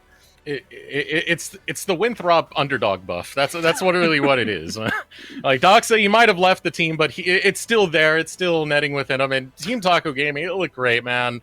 What more could you ask for them? Soft tacos, crunchy tacos, porque no los dos, they got it all. Shrimp tacos, you could have had Captain Shrimps on the team. That's the only thing they're really missing in the grand scheme. But hey, you got Doxa in it all. I am satisfied with the way they were able to perform that one because it seemed like a team that knew what the win conditions of EGP was and played to beat it before that timer came through. Yeah, it felt really nice because they have their own composition set up. They've got their own win conditions that they're trying to set up. But the biggest thing is that they're preventing EGP from living to their own expectations by any standard. And EGP, once they kind of lost those first couple, they started to flounder a little bit because it was like, okay, what do we do from here? How do we get back into the control of this game? And never really found an answer to that. And again, that's kind of what Engage is for. That's what like big team fight setups are really for, is being able to throw everything into disarray if you can find one big pick or one big ultimate on like it's some sort of Engage to get all your damage in at once, because it completely turns the fate of a game. It's a lot harder to do that when you don't have that big kind of forcing move to work with. So I think it was really nice from Taco Gaming to be able to understand that and to go, okay, if we just control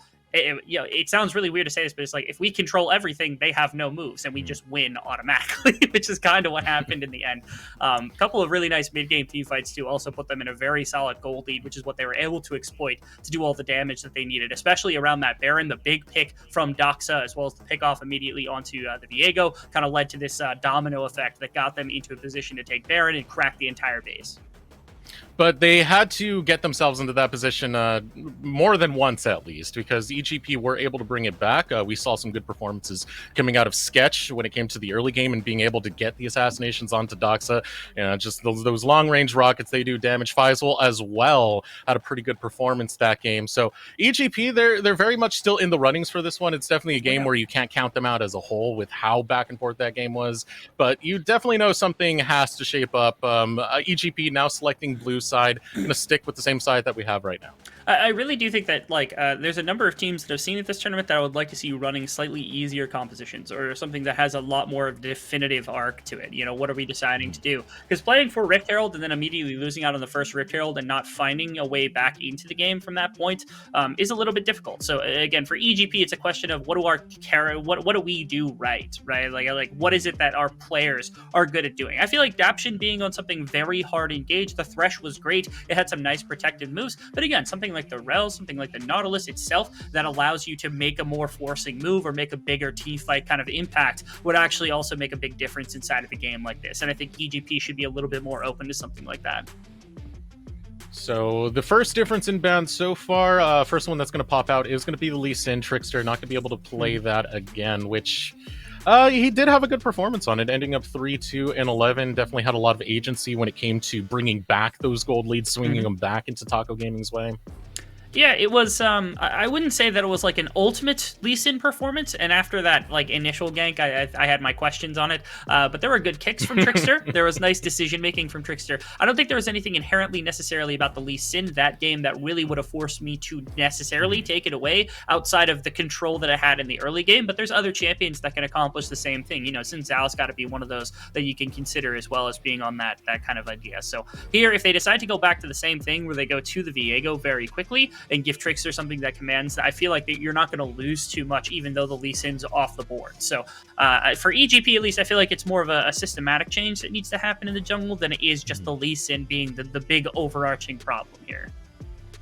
So another ban change that's going to come out. Not going to ban away the Xin Zhao this time, so it will be left on the table. And EGP, notice that right away. They're going to first pick that Xin Zhao and lock it in. That's what we're looking for. That's what EGP needed. I like that. It gives Perry a lot more agency in the earlier stages, especially with no Lee Sin. I wonder if Trickster is able to take Trundle. I've seen Trundle absolutely bully this pick in previous games, even inside of the group stage here. So I'd be excited to see that one, especially because, again, the pillar is so valuable, being able to take away any front line. And again, the control that you've got still is in the favor of Trundle, even if it's not like completely absolute. It's still 100% there if they want to. Boyce actually, again, going away from these Enchanter type supports. No Karma, no Lulu, goes immediately for the Aphelios Thresh alongside Lynx. And Trickster has had a bit more of a diverse champion pool in the open qualifiers, at least so far, so there's might be a few things you can pull out of that hat, as the next lock-ins is going to be the Thresh as well as the Aphelios locked in for the bot lane duo of Taco Gaming. The response right away, Sketch going back to that Jinx. It did work out all right when he was able to pick up those kills, when he was able to get excited. Big thing here is going to be that positioning. And now we get the reverse matchup where Daption's going to be the one on the Nautilus, potentially, and it's going to be Gweiss who's on the Thresh. A couple of times we saw Daption able to disengage from the Nautilus pretty well, but oftentimes wasn't in a perfect position to full disengage. Oh, wow, Trickster. Okay, see, I haven't seen too much Olaf yet myself, but I know it's popped up at this tournament and some of the other ones, and it is something that just never wants to stop fighting. So if you want to enforce your willpower, if you want to walk into the enemy jungle the way that the way that Trickster has been doing for the majority of this event, this is definitely a champion to keep your eyes on. Yeah, a champion that's able to hold you down, get the slows, keep throwing in the axes. The lower he gets, the more DPS he's able to do. That lock-in going over to Taco Gaming as the second phase of the draft comes in. Vex going to be the first ban for Taco Gaming thus far. And making sure mid lane pools are both going to get pinched off as well, because of course Doxa and Leo both have the champions of choice. I doubt we get the Zoe through. Yeah, you definitely don't want the Zoe to come through. That was one of Doxa's bread and butter champions. And again, Lucian was on both of their kind of dockets as well, but we only get a nod to that. We won't ever actually really get to see that most likely in this. So just taking out power, I think Syndra should probably be a ban to consider from Team B, unless Doxa really has something beyond that to take away from it. I like that ban too, because Faisal kind of was crazy on the Gwen in the previous games and not wanting him to be able to fall back on that pick a second time. Yeah, that first team fight that they were able to get their lead, at least one of the first leads that EGP were able to pick up, Faisal was able to get a double kill at the start of that on that Gwen, so had a big impact when he was able to grab that champion. Now not going to be able to go into his pocket as the final ban comes through. As you said, Syndra taken off the map, pick goes over to Taco. It's interesting because I feel like with the Gwen pick, they might have been suggesting that they were going to blind pick top lane, and yet they go to double ban mid lane, expecting them maybe to take a mid laner, and they're like, okay, if we take Syndra out, now maybe they have to blind pick top lane, and that gives us a better opportunity. The Gnar is something that Cozy can play. Again, I'm a little surprised that we haven't seen any of the tanks he was going to in the previous stage. That's a pick that I actually am in love with in the top lane right now. I think it's super undervalued by a lot of people, but its ability to take Fimbulwinter if you want, to go into more AP if you want, the lane control, lack of ability to really like put a bunch of pressure into it, is like a perfect sandbag pick that also team fights really well. It's an amazing pick right now on the top side. Going to be a lot of disorder over to the side of EGP, especially if you ever really get those split-second engages or split the fight all in all, as EGP are going to lock in Corki on their side as a response. Going to get that into the mid lane. Final pick coming in. Hey, I've been waiting for it, Rebel, you know? I've been wanting it to get locked in, but hey, I spoke up a little bit too soon there. No Mundo going to be here today, just flexing around right now. It is going to be the counter pick to Taco Gaming, so got to take a lot of consideration before this lock-in does come through. My favorite of those is, of course, the Gangplank here, and that's what Faisal's going to go for. Not the Mundo? See, like, slows and stuff into Mundo doesn't feel good, and Gragas has a lot of slows to work with, so it's not a particularly easy lane to work with. The GP has been something that's been strong. It also scales really well. They've actually got 3 really good scaling damage champions on the side of EGP. They've got the Gangplank alongside the Marksman mid lane for Leo. Again, when I saw Leo coming up, he was a Lucian player for a long time. I know it's not exactly 1-to-1, but again, maybe a little bit more consistent damage coming out of that position. Doxa opts for the LeBlanc into it. I think this is less about LeBlanc being able to outright punish Corki nowadays, and more so about LeBlanc needs 5-10 minutes to really ramp up and start having a bigger impact, and Corki doesn't have the greatest of laning phases. It's usually pretty quiet himself because he also wants to sit and scale. So it's an open hoping now to get this LeBlanc, a laning phase that's going to be relatively free, even if the wave clear is not going to be there. The packages have to be tracked really heavily from Leo as well, because that's a big roaming tool. But outside of that, it feels like LeBlanc is going to go untouched into the later phases. Just looking into it real quick, out of curiosity, the last time LeBlanc was played by Doxa was into Maryville during the Nerd Street Winter Champs Qualifiers #2. Did play that into a TF 13-3-8. He is a very competent LeBlanc player. Kind of something we really picked up about him early on in his career that we saw earlier in that 2021 split. That he could do these aggressive mage champions good justice. Yes, he can. Again, when it comes to anything that has mechanical prowess, Dox is probably pretty good at it. He just tends to be. So putting him on something like this LeBlanc, especially things like the LeBlanc and things like the Zoe have an ability to carry outright that other mages don't necessarily, right? Like if you get a scaling mage into late game, they've always got damage. But a LeBlanc is something that can operate on its own to find an assassination or a pickoff. Zoe is something that fits that mold as well. And that's something that Doxa is really good at, is being able to exploit that 1 versus 1 kind of situations where if you've got vision of somebody, he's going to find that assassination. He's going to make that play happen, and he's going to come out on top and give you an advantage in terms of your team. So that's what the LeBlanc also is for in this case. This is a very scrappy comp coming out from the side of Team Taco Gaming. You do have those late game contingencies having the Aphelios, but when it comes to the skirmish that we're going to see in the mid game, this can come from all sorts of angles.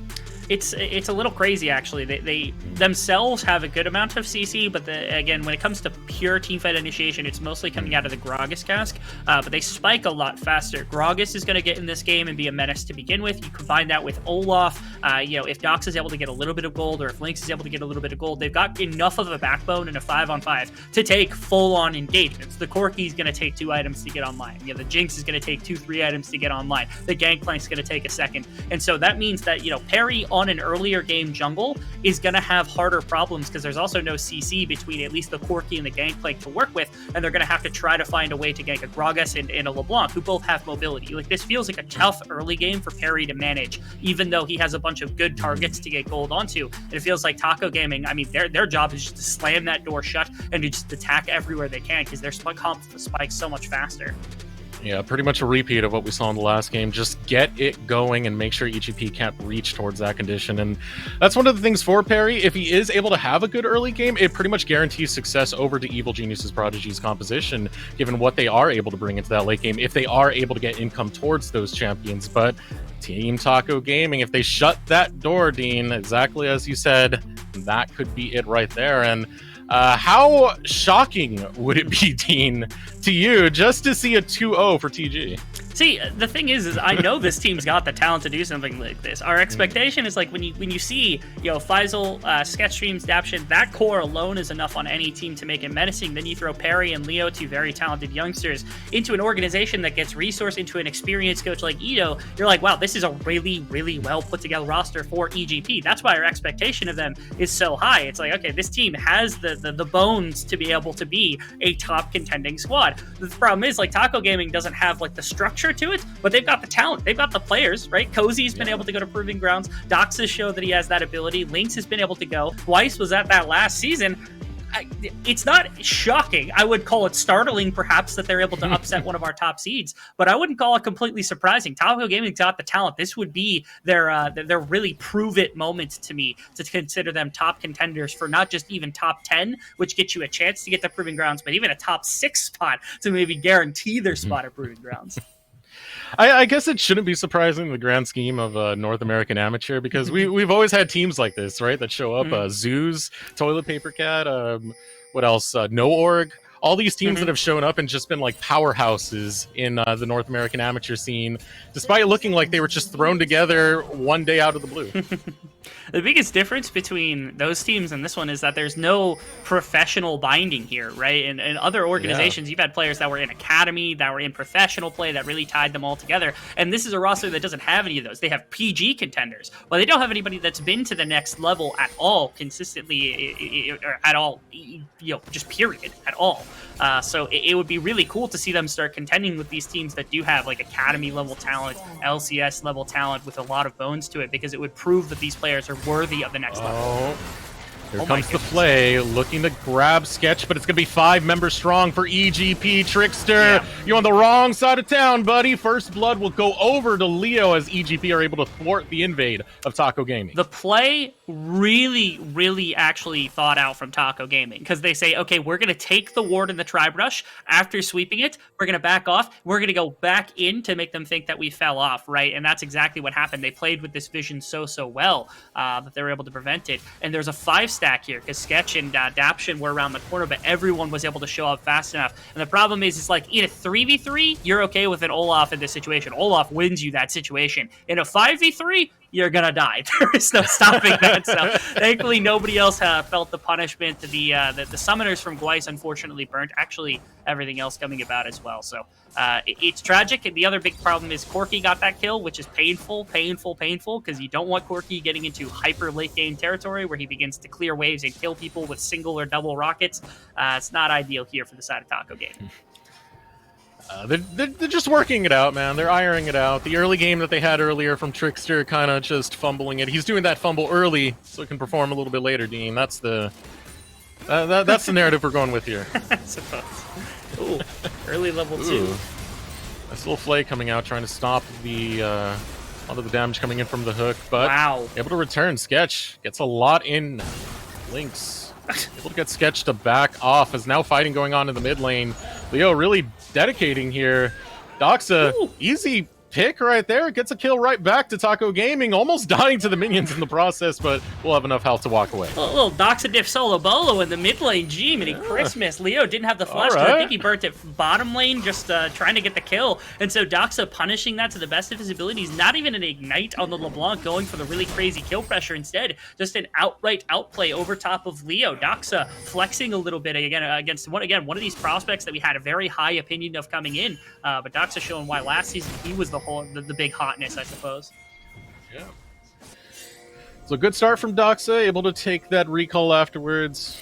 Returns right back to lane with the TP. Same thing over on Leo. Now the junglers drawn battle lines. Trickster a little bit lower here. Got to be careful. Parry will be able to secure the Scuttle Crab. Now Trickster trying to walk over towards that top inside.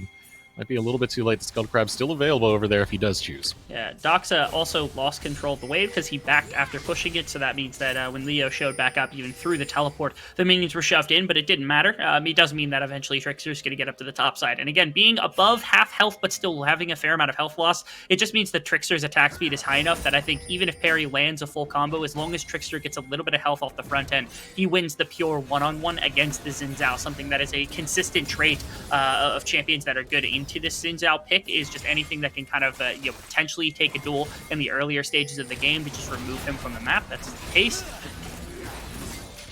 Looking to set up for a gank over here. The hook is able to land onto Sketch, but not realizing the bait was taken. Sketch will be able to grab that kill onto Gweiss. Tragic. I'm really curious what the thought process was there, because I think there's a breakdown of communication somewhere, because Trickster saw that Parry had taken the bot side scuttle, so they knew either A, he was going to go up to contest the Scuttle Crab, there was going to be a back, or he was going to still be on bottom side. I think they hadn't quite taken Krugs yet either, so they might have been able to see that. I might be wrong about that. What's grinding right while you're grinding solo queue? I don't listen to music. Some of the players gave the best responses to that Q&A. I swear. I think who was it that gave? I think Alorum gave one of my favorites, because it was like a kiss, marry, kill thing, and he said he would kiss Urgot. That was his selection for who he would kiss. I can't remember who it was. Whatever. I don't even want to say the word that I'm thinking of right now, but whoever it was that said that they wanted to kiss, kill, and marry LeBlanc, her clone, and her R. I mean, like, come on, man. Like, come on. Good stuff right here. Bad stuff for Daption, though.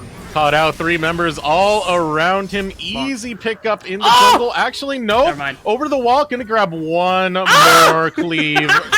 One more cleave.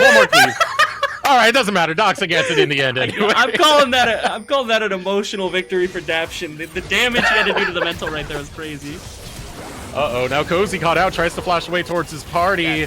Faisal looking to do his best to be able to defend here, but Dox is going to be able to get the kill onto Parry. Wants to find more. Leo falls. Trickster grabs that one. This was... And, fights. League of Legends. This was funny at first because it was like, okay, Daption's just fooling with them, right? He's playing with their food. He came up to cover on topside, reading that there was going to be a play, and Trickster, with the support of his support, ended up actually getting him on a hook, and it took way too long to kill him, right? You could play a little bit of yakety sax, unfortunately, for the side of Taco Gaming, given how long. If that hatchet doesn't land, I don't even know that they get him either. The auto attack also, because of the healing from the bot, was just enough, and that had to be so frustrating. The hook also at the very last moment would have made me break my keyboard. But Perry came in for the support, got flanked by the Gruggus, and everyone from AoE. What are you doing fighting with a Gangplank and a Corki this early in the game? Yeah, you get a kill, but you're losing everyone else in the process. I'm not sure what they're thinking right there, because you do not want to give gold over to this Taco Gaming squad. Yes, you get a little bit back, but if you give a mid-game squad gold this early into the game, especially Doxa, who picked up a couple of those kills, there's real problems that might come about. No. Some power. Oh. Hey, oh, actually, okay, this makes sense. So Leo is taking the Jojo Pyun opportunity to Jojo Pyun, yeah. Fortnite. Yeah, what an opportunity. That must be why they picked him up for EGP. That's got to be it. I love these. I love these so much, Dean. Like, I just want a constant feed going on whenever there's not a team fight at this point. Unfortunately, not going to be the case, though. 500 gold separating these teams. Team Taco having a good start, but the big thing about the gold right here, even though it's relatively even on Taco Gaming's side, a lot of that is funneled onto Doxa. That it is. 3 kills in LeBlanc this early into the game. The penetration boots are already completed, and that means that Doxa is going to be in a phenomenal position now, soon enough to start roaming, start putting an impact on everything. Wow, Weiss trying for the max range hook, can't quite snag it. This is a Hex Slash. It's going to lead to a lot of death, though.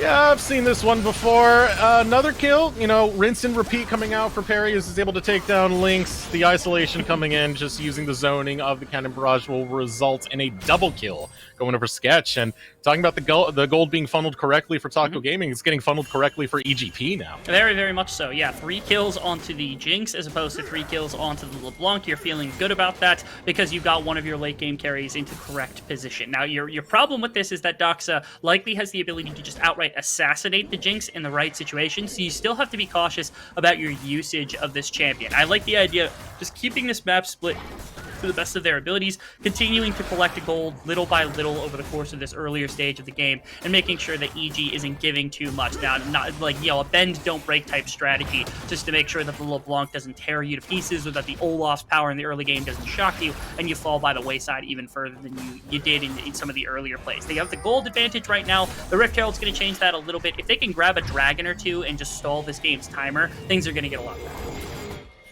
So Rift Herald picked up by Trickster, who is going to take that recall, find the reset.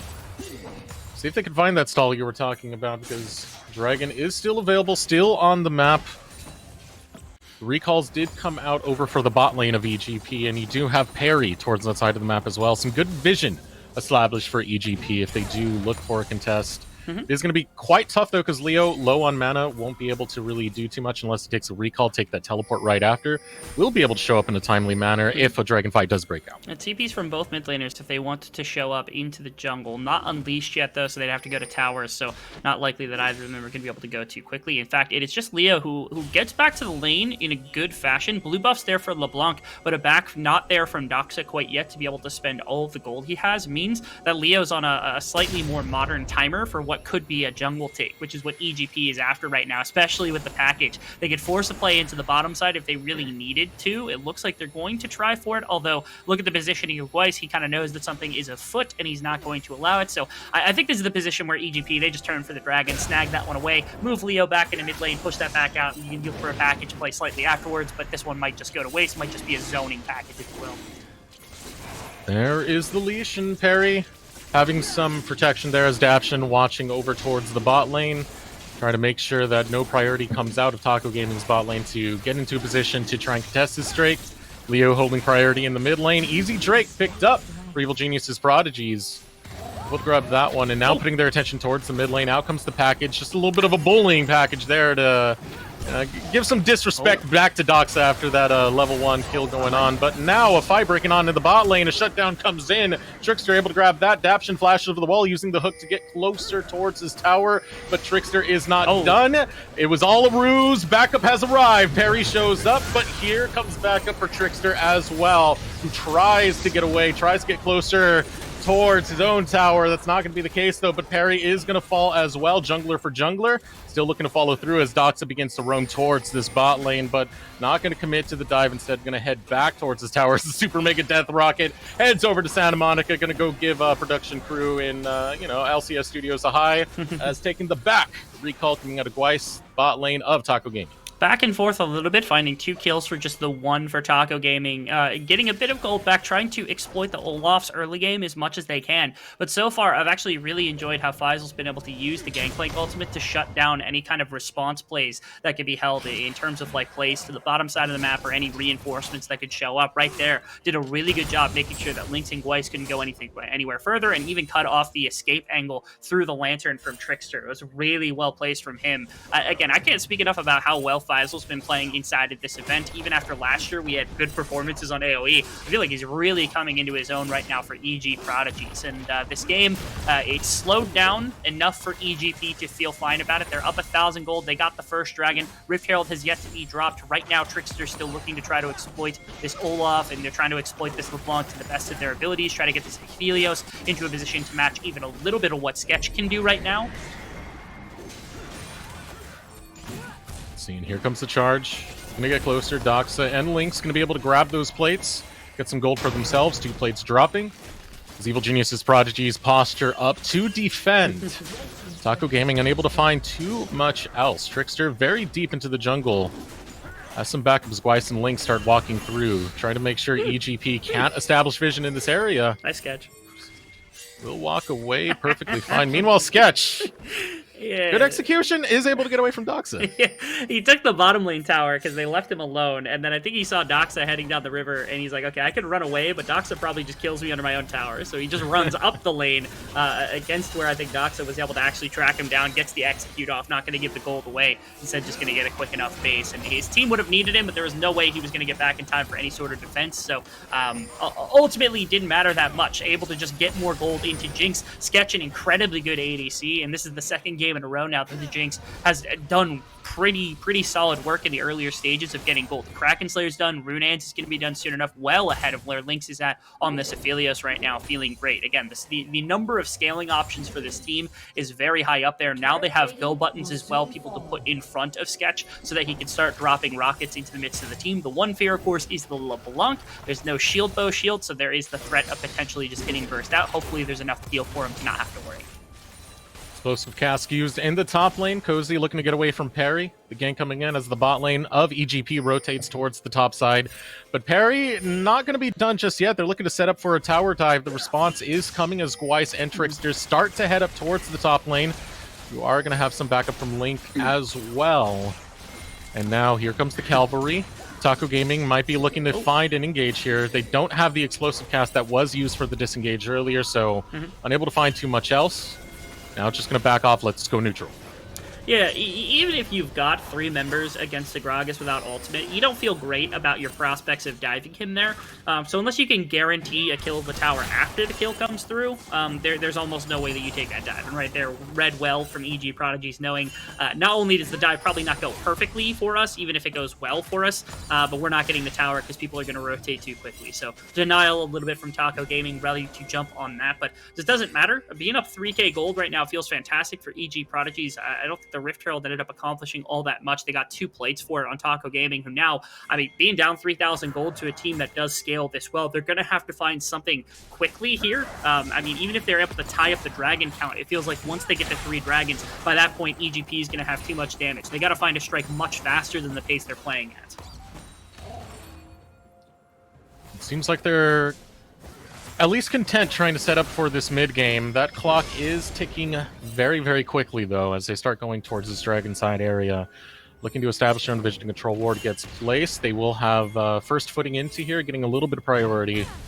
Now Evil Genius's Prodigy is heading up towards the mid lane. Burst of damage coming out of Doxa, who does have the blue buff, so will be able to sustain this mana. Fight does break out. Cozy now here. Explosive cask available. Over the wall. Doxa on a rampage, able to take him down. Goes Golden, buys some time. Cozy going to use the explosive cask. Gets a good chunk of damage onto Sketch, but Sketch uncontested. Able to get a kill, and so will Faisal. He's able to grab one. Lynx tries to run away. Now on the long haul here as Perry looks to chase him down. The Gale Force going to buy some room to keep him alive, but Faisal will be able to claim his support in the process. Doxa not done, though. A distortion onto the face of Leo will take him down, and that is going to be a 3-for-1 exchange in the grand scheme of things. Evil Genius's Prodigies getting the better of this one, and they will get the Drake on top of it. Taco Gaming trying to control the interior of the river to the best of their abilities. Playlist not directly done because Doxa. Oh, here comes Doxa as the fight breaks out. Doxa looking to take down Perry, gets knocked up by the ultimate. Daption was in the right place at the right time to make sure that Doxa diff does nothing.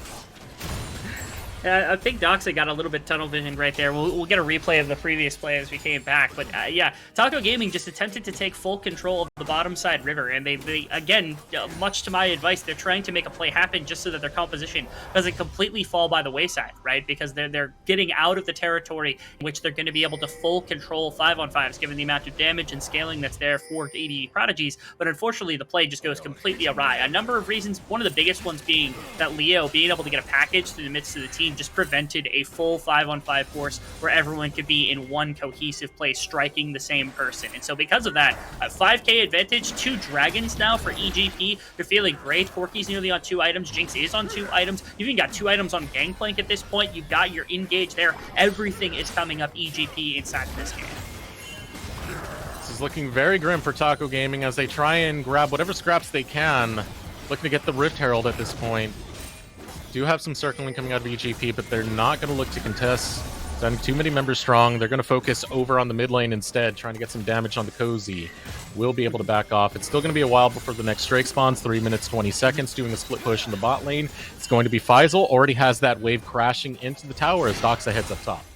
And you got basically 2 options now for Taco Gaming. First off, they're playing to it, one of them, which is that Doxa being 5-1-1 and currently getting a bunch of gold across the map. They're trying to get as much into his pocket so that he can be a legitimate assassination threat, right? Like, if Corky doesn't have the Immortal Shield, though, you got the Merc Treads, I guess, for a little bit, but it's not going to be enough to stop a full combo from just killing you as the Corky. The same thing occurs for, like, GP, who doesn't have a big shield anyway. Oh, actually, Leo might have stepped a little bit too far. Nope, all good.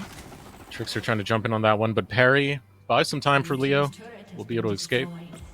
Yeah, it's nice coverage because, again, they're trying to get Doxa some gold so that he can become the full-on assassin and potentially, cause a real ruckus inside of EG Prodigies, or my apologies, against Taco Game, or against EG Prodigies, that's right. And the other win condition is Lynx, who is, he's down way too much gold right now. It's a horrible place to be because he's down basically a whole item. You can see Doxa able to just outright assassinate Leo, which is phenomenal. But again, when it comes to the bones of your team fight, that's all Lynx, and Lynx is not powerful enough yet. They got to find a way to get him gold too. Oh, now Doxa trying to outplay this one, but the depth charge is there, and Perry will be able to take him down. That is an assist going over to Leo in the process as well, so he does net some of that gold from that death that he acquired earlier.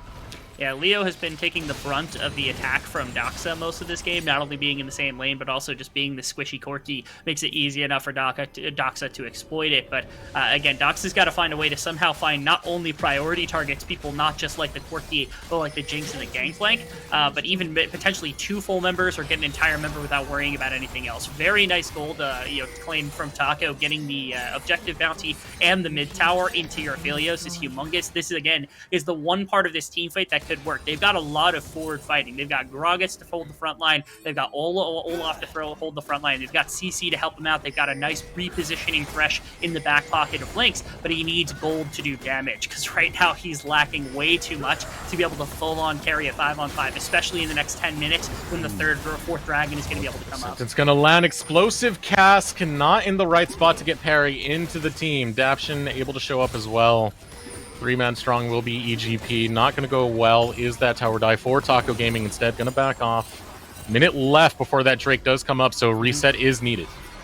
Yeah, and with an Infernal Drake on the table, Taco Gaming desperately need a response. They have to find a way. I almost think that Trickster almost has to steal one of these and give up a bit of pressure around the Baron, or they have to find a pick of some kind, because if they don't, in 6 minutes time, they have to be ready and raring to go with an EG Prodigies team that's going to have minimum 3-item Gangplank, minimum 3-item Jinx, probably a 3-item Corki at that point. That is not a place that you can find yourself in a winning situation. You just will not. It doesn't matter how powerful Doxa is at that point. Killing one person off in a fight while the rest of your 4 members are going to get just completely obliterated by the amount of damage that those scaling champions has is just not enough. Taco Gaming, they really got to dig deep for something, because they're struggling right now.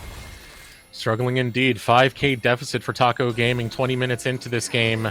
Lots of priority going over to Evil Genius's Prodigies as they set up towards the mid lane. Perry going to be the first one to engage here. Going to back off as Doxa gets the Ethereal Chains. Gets a good chunk of his health, about a third of his health now missing on the side of Perry.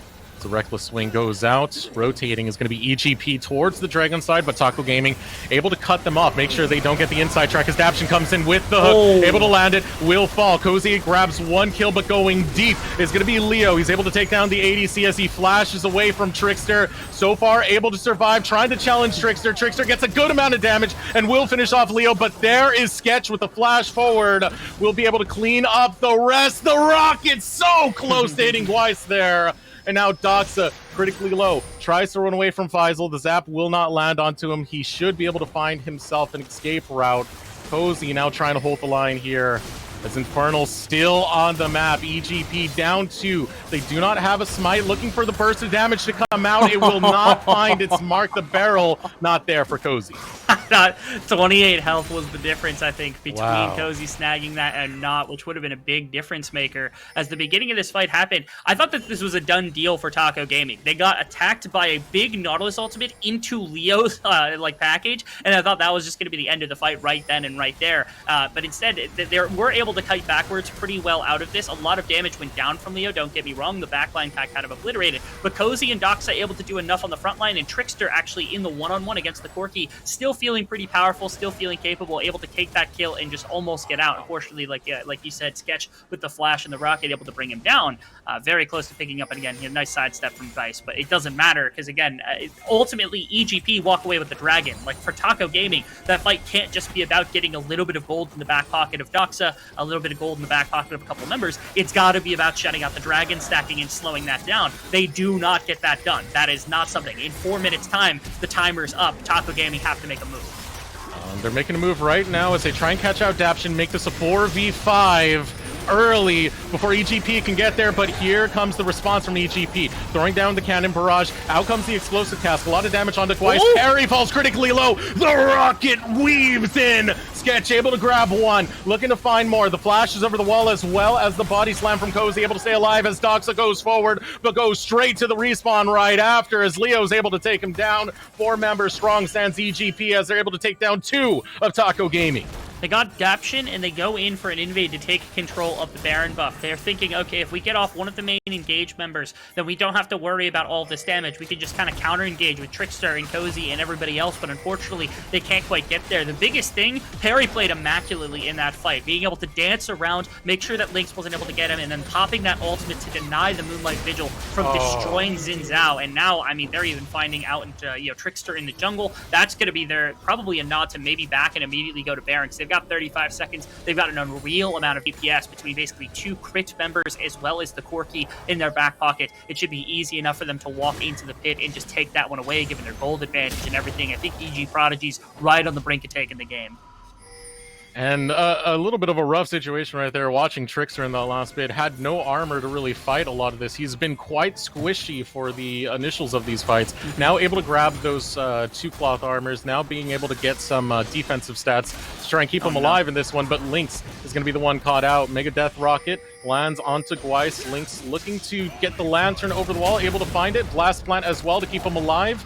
Not going to find much else with the rockets for Leo as another cast comes out. Cozy trying to defend his ADC. A hook, long range maximum out of Daption, and that will guarantee the end for Lynx and Gweiss and more for Taco Gaming as they get dismantled. A triple kill, a quadra kill picked up by Faisal as they sweep the floor with Taco Gaming. props to Faisal, man. Went crazy in this game on the GEP. Has been a massive carry for the team again and time again over the course of the open qualifiers, and has been amazing. Look at him, 10-0-8 on 21 kills. Has gone crazy. It's just EGP able to command everything. I got to give props to Perry yet again. Finding a pick onto Lynx is huge because he's, again, one of the main team fighters, even though he doesn't have gold, able to put this kind of pressure, force out Weiss and Lynx away from everything and pushing them into Faisal's ultimate. It just kind of pushes this whole team together to defend. This is a situation you want, right? Because EGP's got the gold. They're able to find a cutoff angle and everything falls to complete pieces. Lynx goes down before the fight really starts. Weiss goes down before the fight really starts. I mean,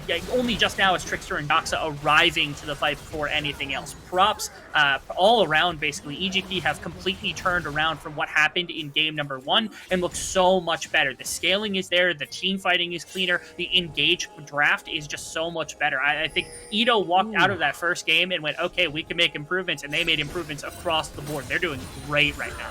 That damage out of Faisal, 20k thus far. That is some brutal stuff right there, but it shows you the power if you are able to scale up on this Gangplank. 1008, that is some hard scaling coming out so far from Faisal. Yeah, you came into this game with basically 3 members that can hard scale and carry the team in the late game. You got 2 of them into hard late game territory. The Gangplank on 4 items now. I mean, those barrels probably hit for way too much. Sketch! I mean, the damage from Doxa has not gone away. There is no threat from the LeBlanc. But again, it's too little. Pick like that actually is humongous because he wouldn't have wasted everything and he wouldn't have burnt his health bar. And that's what is needed from Taco Gaming. It's just a pure, clean pick like that to set themselves up for a situation. Taco Gaming, they're pushing themselves into the Dragon. They gotta snag it away, but the thing is, if they lose this fight also, that's just an end goal. EGP wins the game. Oh, there is going to be no sketch, but Leo can still bring that DPS as trying to flash over the wall. Weiss tries to get there. It's not going to be enough. He will fall. Flashing over the wall will be Leo. Now trying to get the damage on the Cozy. Lynx low as well. Lynx will fall before Cozy does one more rocket. Goes out. It finds its mark. Legendary is Faisal. And that is 4 down. All down, but Doxa, there is no team for you to defend against this final push coming through from EGP. Doxa is the only one remaining. He is the most fed member. He has maybe some chance if he can find an assassination on adaption and enough damage into one of these other members. It's possible that he could keep the defense of the base up long enough for one more chance from Taco Gaming, but I think it's too late for them to win this game. Yeah, they're not even going to take that chance. Leo went to top side. They're going to push in the tower. They're just going to push in top, and mid wave has already been destroyed, so they've got the mid inhibitor. It's way too easy for them. They're just going to walk it in. They're not going to go for anything crazy. They're not going to go for a game-ending move right now. They're going to take their 13,000 gold lead, all of their scaling, and they're just going to close their game out when they feel like it because they don't need to do anything else. Taking another look at that game, just Taco Gaming has been forced in this situation time and time again. You feel the pressure that they have trying to deal with this dragon control.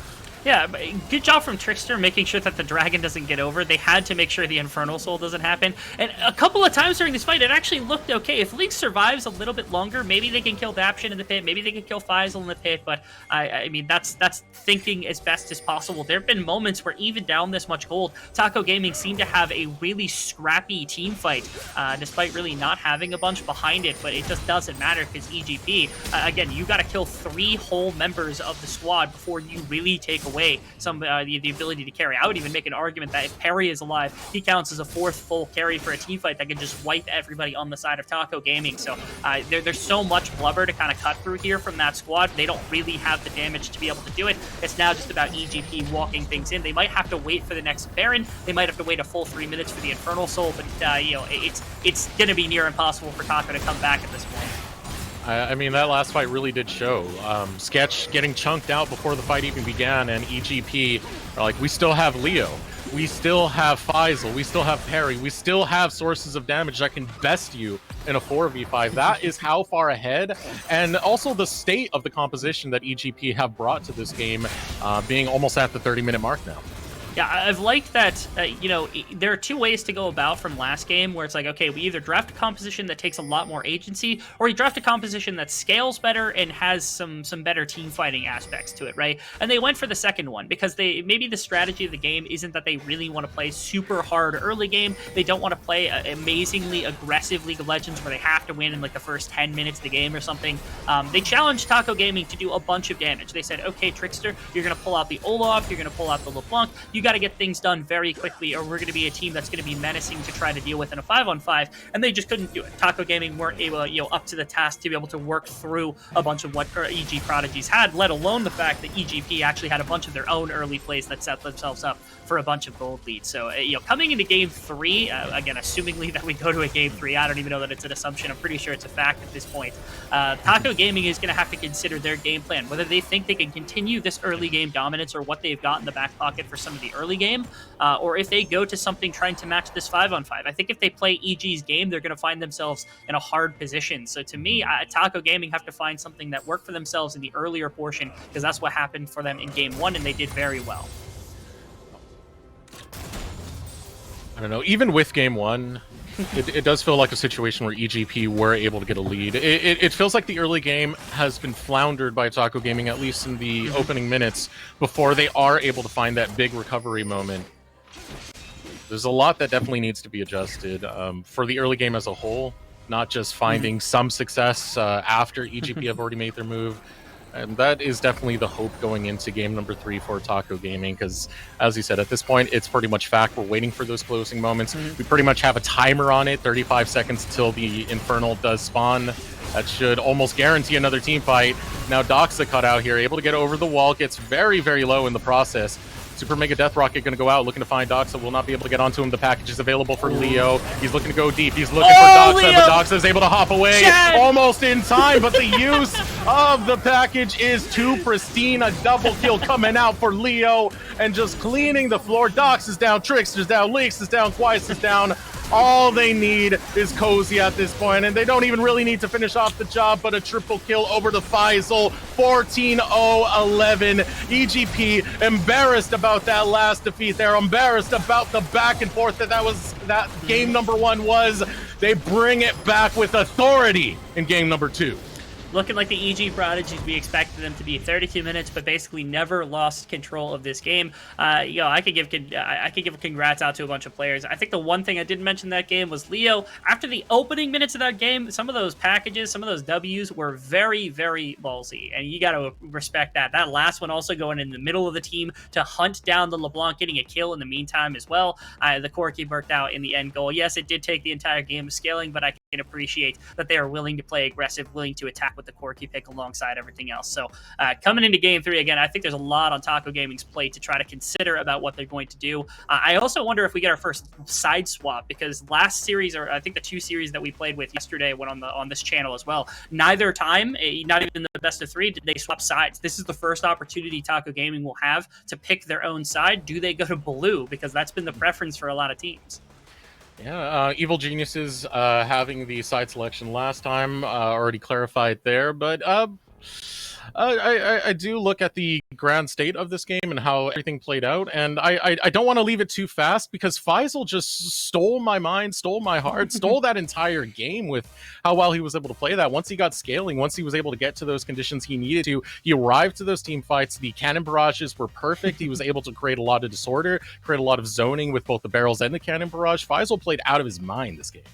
Faisal's been a stud. I said it in the open qualifiers. He was playing like a carry, and now he's doing it even harder inside of the qualification tournament here in the first qualifier. I really love to see the development that he's gone through. Faisal's been incredible through the first 2 games. That performance on Gangplank was one of the best ones we've seen throughout the entirety of the event thus far, and I'd like to see them continue. They've got a lot of very talented carry players between Faisal, Sketch. Leo's still developing. Perry's a very good player. Daption has been insane as well.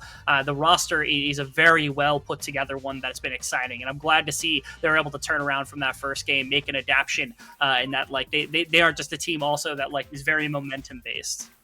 All right, well, we have a series, Dean, and we're going to throw it over to break because we want to see what the conclusion of that is going to be. Evil Genius Prodigies versus Team Taco Gaming. Be sure to stay tuned right here, because we're going to get to the thrilling conclusion of that series in just a moment.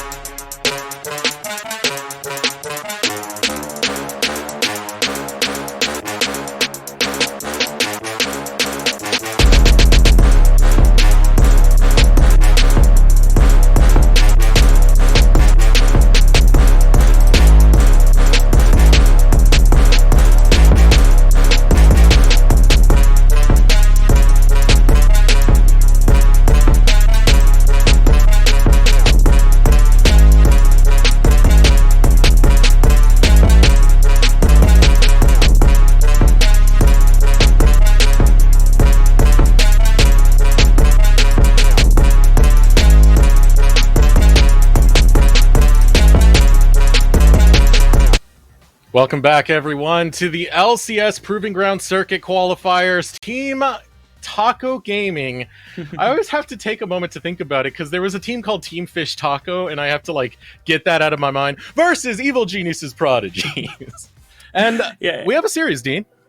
And I didn't get a Sharpie. I had an idea to write a series on my hand or something, but I feel like that would be cringe now, so I'm just not going to do it. But yeah, competition that we didn't expect, surprisingly, once again on day 2, happened yesterday, happening again today. EGP able to roll it back after what was a pretty tough game 1. Immortals, by the way, on Academy did exactly the same thing, so we were back to 2 full best of 3s for 2 of our other higher seeds inside of the tournament. Don't you love Amateur League of Legends, Desirux? I love Amateur League of Legends, absolutely, Dean. These series coming out of nowhere, they're always fun to really cast at the end of the day. They're always fun to experience at the end of the day because you never really know what talent's going to show up and when they're going to pop off. And we are having moments like that. I think, especially in this last game, I was really happy with Leo because he had that performance where he kind of messed up in the early game, but he made up for it as we got towards those later stages, able to utilize the package and show that this is a mid laner you got to keep eyes on.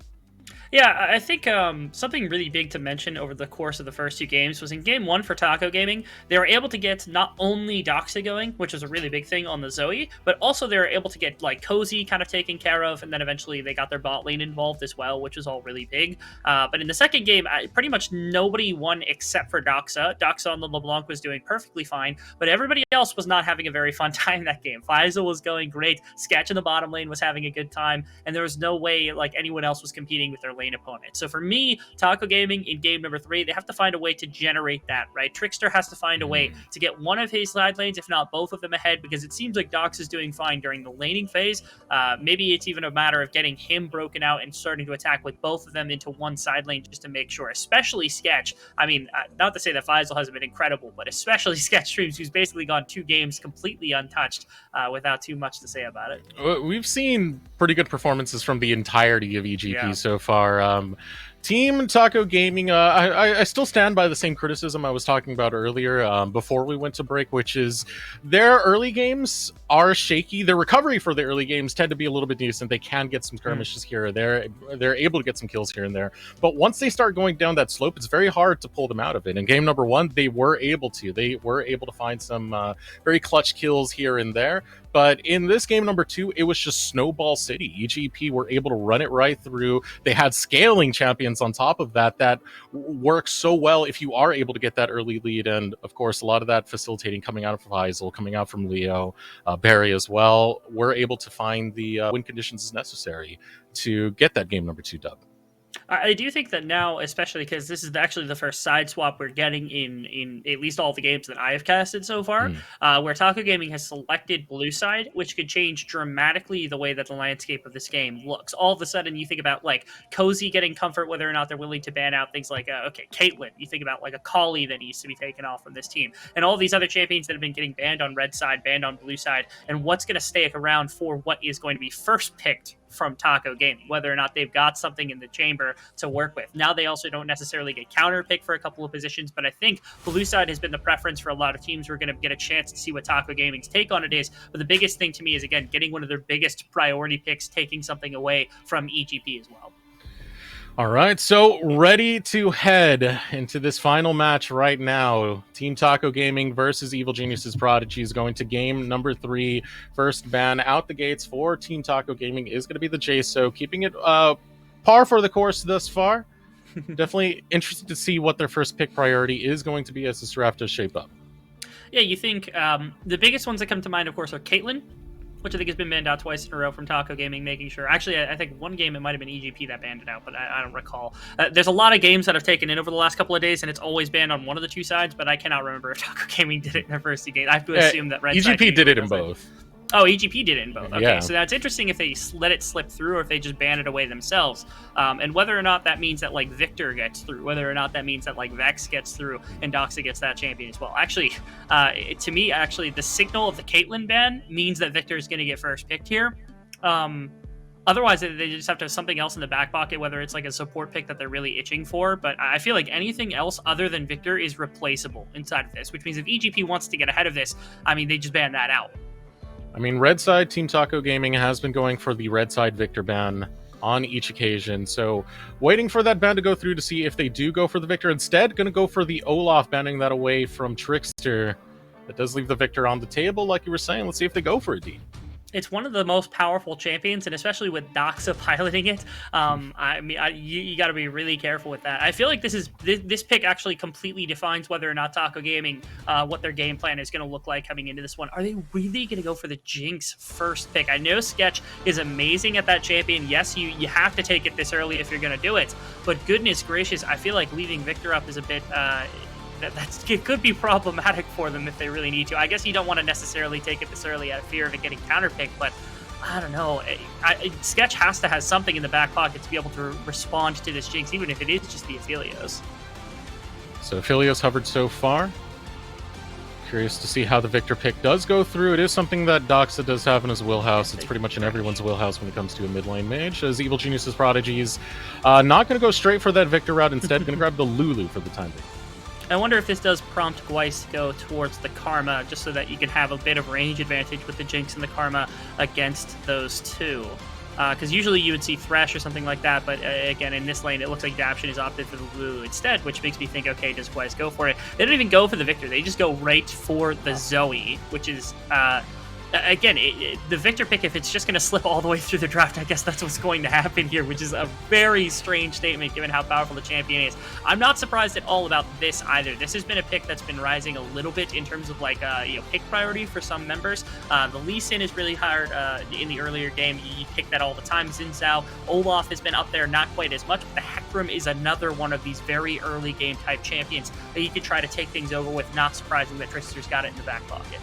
And this is something Trickster has played against Supernova in the open qualifiers, and definitely had great success when he was able to best across the lane. It was Nidalee was facing off in that one.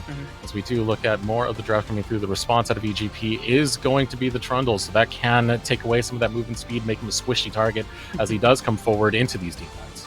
I think that you just don't want to fight 1-to-1, right? Like the Hecarim versus the Trundle doesn't feel very good for the Hecarim in that regard. The AD drain hurts your Q, it hurts your E, it hurts your auto attacking. Just in general, there's no dueling that can really be held. You're not going to out sustain the Trundle on top of his W either. It's a lot more about ganking here for Trickster, just to make sure that you can get that off as fast as possible and attacking for these lanes. Which to me, again, that's the important bit for this game from Taco Gaming, is they need to find a way to shut down Sketch on the bottom side and Faisal on the top lane, while allowing Doxa to kind of do his thing in the mid. Let's see, and now next man to come out is going to be Corki, so now focusing towards that mid lane champion pool. Still have those picks available on the side of EGP, yet to really show their hand on that one. Just going to be the bot lane. I suppose he can flex the Lulu if he really wanted to, as well as the jungle locked in for the side of EGP. And Crazy a lot of thing. long range for Taco Gaming is all I was about to say. They do. They've got both the Jinx and the Zoe, which feels quite nice. There's the Karma getting taken off the board. Something else thinking, again, it would have fit with the Hecarim really well as well. I imagine, okay, Victor makes sense. I think Syndra is another one, but they are willing to take that matchup in game number 1, so not shocking that they'll let that one through. Instead, they just take away the two really hard scaling, really solid mages. Thankfully, not giving that one over to Leo for free either, because again, it's another one of those champions that if you're close enough, you drop the gravity well on her ultimate, and all of a sudden she gets stunned right on her way back out, which is very, very painful to deal with. The Vex is still available, which has been an incredibly strong champion in the right hands over the course of this tournament, and actually provides for a massive engage. A lot of members have been using it to just go in the midst of the team, kind of like an assassin. Plays very aggressively in that regard. You don't have a bunch of that elsewhere in this composition, so I would like to have at least one dive buddy somewhere. Hopefully Faisal's got something that can go into the backline too, otherwise it's just going to be Leo going in, probably trying to capitalize on a big opening or a pillar or something coming out from Perry. All right, on the side of Taco Gaming, hovering the Braum for the time being. Going to get some defense on the back line here. As well as does net use some form of engage with the Glacial Fissure. It's going to be a lot of disruption. Works both ways to defend that backline and get Doxa into the most devastating engages that he can possibly find. Not Doxa, excuse me, Trickster on the Hecarim. We'll watch who's actually playing the champion. The hover right now should be the last pick coming in for Taco Gaming is over the Gwen. Still got one more counter pick to come on the side of Evil Genius's Prodigies, who have saved for the top lane pick. Camille locked in for Taco Gaming. Yeah, I think if you pick Gwen right there, yes, it is quite a bit of damage to be able to work with, but I think then you have the option for going to Gangplank as both a lane like counter pick and also Faisal being crazy on it. So they go to the Camille, which is a little bit more blindable, I think, in this particular case, as well as being again, you can gank for it. It's solid in lane. The response of Renekton feels really bad as an R5 response, but it is something you would do if you saw it earlier on in the draft. And they need a bit of frontline, somebody who can soak a little bit of mobility against somebody who can get into the deeper parts of the fight alongside Leo in case, the Vex goes diving and you want somebody to be there as well to help soak some damage. And especially with like the Lulu and the ultimate, you can do some pretty nice things with the Renekton. So that pick feels perfectly fine. Again, as an R5, I don't always love Renekton just because it doesn't exactly like pure counter Camille, but the lane does not feel good at all for Cozy Shroud, and it still works within the confines of their team, so I'm not too appalled by it. The thing that always gets me scared is once the Camille is able to get going, right? Because it just becomes that split pushing menace. If this Renekton doesn't have that impact, it's just going to be push, push, push. You always have to deal with the side lanes. And you're always going to have to deal with the threat of that ultimatum coming in out of nowhere and just trying to isolate Sketch from really doing much in these team fights. It does. You've got a lot of pressure on the Sketch, actually, which I love inside of this game. The Lulu peel is going to be a lot, but like you got a Hecarim bearing down, you got Gwen bearing down potentially from a number of angles. You play a through fight really easily. Jinx outside of the Moonlight Vigil, outside of Calirum, usually should have the range to be able to compete with Aphelios or even expand past Aphelios. And then Doxa is always a threat as well. The number of times that Sketch had to be wait on bated breath just not to get eviscerated by a Zoe Battlestar was a lot. Team Gate's got some good comfort here, and they've got a very good team fight setup as well, which is nice into EGP. EGP on the other side, I actually really like their composition too. It feels like a brick also, where it's like if they get engaged into, they just have to explode out of it. They got to work their way backwards and survive the initial onslaught. But if they do, all of a sudden Aphelios goes crazy. Renekton's actually pretty strong in that sense. And then Leo can start to find resets as well. In the last games, Gweiss, it's not only Doxa, but Gweiss has also been really spot on trying to catch out Sketch streams, especially when he was on that Nautilus. If he was anywhere near Sketch streams, that depth charge was going out. So I imagine the follow-up could be brutal if Sketch streams does put himself in a situation, because we've seen he's not one to shy away from rough positionings, from risky positionings to try and get more for his team. Sometimes for the better, sometimes for the worse. For this team composition, it can work out for the worse quite easily. Yes. The Braum does serve a couple of values here, which is nice, which is that, number one, your ultimate into Trundle and into Renekton is a good way to slow the backline. So if Aphelios and Lulu start to come up, if you use a very good Glacial Fissure, it can kind of slow down, and the difference between those, that like big front line and the big back line, can prevent damage from getting dropped into like Hecarim or into Gwen, whoever's actually getting fought in the front line. The other thing about it is like the shield is really good for blocking the immediate damage from the Vex. So if it kind of works the same way that like the Ornn ultimate does, where like you throw it at somebody, and if Braum catches it with the shield, not only does he not take damage, but also if you fully engage into it, he can kind of just go away from everybody else or walk away and then jump back with his W, and all of a sudden you didn't get a fear, you didn't get any ultimate like damage down onto somebody, you're probably not killing the Braum, and now you're way too close for comfort and nobody's able to follow you super easily. So I gotta ask, team, do you still feel like the focus here is going to be around the early game for both of these compositions? Because it is a lot of skirmish, it is a lot of split, it is a lot of conditions that they have that they can apply to pretty much any state of the game. I feel like there's a lot of strength inside of Aphelios and Lulu to do well in the bottom side, and a lot of strength in Faisal to be able to attack Cozy Shroud with the Renekton pick on the top side. So to me, it actually feels like Perry is going to be doing more of a tracking game here, where Trickster wants to just attack, set the Renekton behind, and the Gwen's doing great in the side lane. You set the Jinx and the Braum ahead, and you're doing great as well. So if Perry can stop that, EGP is going to be on much better into the later stages in the mid game because they've got a bunch of AoE to work with. But outside of that, yeah, I think early game is still very important, but it's more so just to make sure, once again, that Taco Gaming doesn't start snowballing their lanes out of control. All right, so final match of this series, Evil Geniuses Prodigies versus Taco Gaming. Taco Gaming going to be on the blue side this time. As we hit the rift, let us know in chat who you think is going to win a tied series. Expectations be damned. This is going to be the state of the Proving Grounds, Dean. Just ties all around until we get to that game 3. That it does. You see, I got pranked for a second because the Camille was grabbed, and then we saw Gwen on the graphic. It is the Camille. Okay, I thought something was something was amiss there for a very short time, because I was like, wait a minute, when did Gwen get trapped in here? It is going to be the Camille. Yeah, no worries. Our graphics department is insane. Don't blame them. It was just a bug. So. So nothing risky going to come out here. Just going for the 5-man spread. Not going to have that 5-man battle that I've been wanting for ages now. Talking about it, but it's a thing, man. When it happens, I'm not casting it, and then when we just go back to this, it's an average game. No excitement, unfortunately. You don't get to scream your voice off before the game even starts. You got to save it for the exciting stuff. Still been an exciting series nonetheless. Taco Gaming taking that game number 1 after fluctuations in gold. Evil Genius Prodigies, a very dominating game number 2. Now really up in the air to how the performance is going to go. Again, I am watching closely more towards the early game because I did see that's when Taco Gaming was able to make their comebacks. They did struggle for a comeback in game number 2.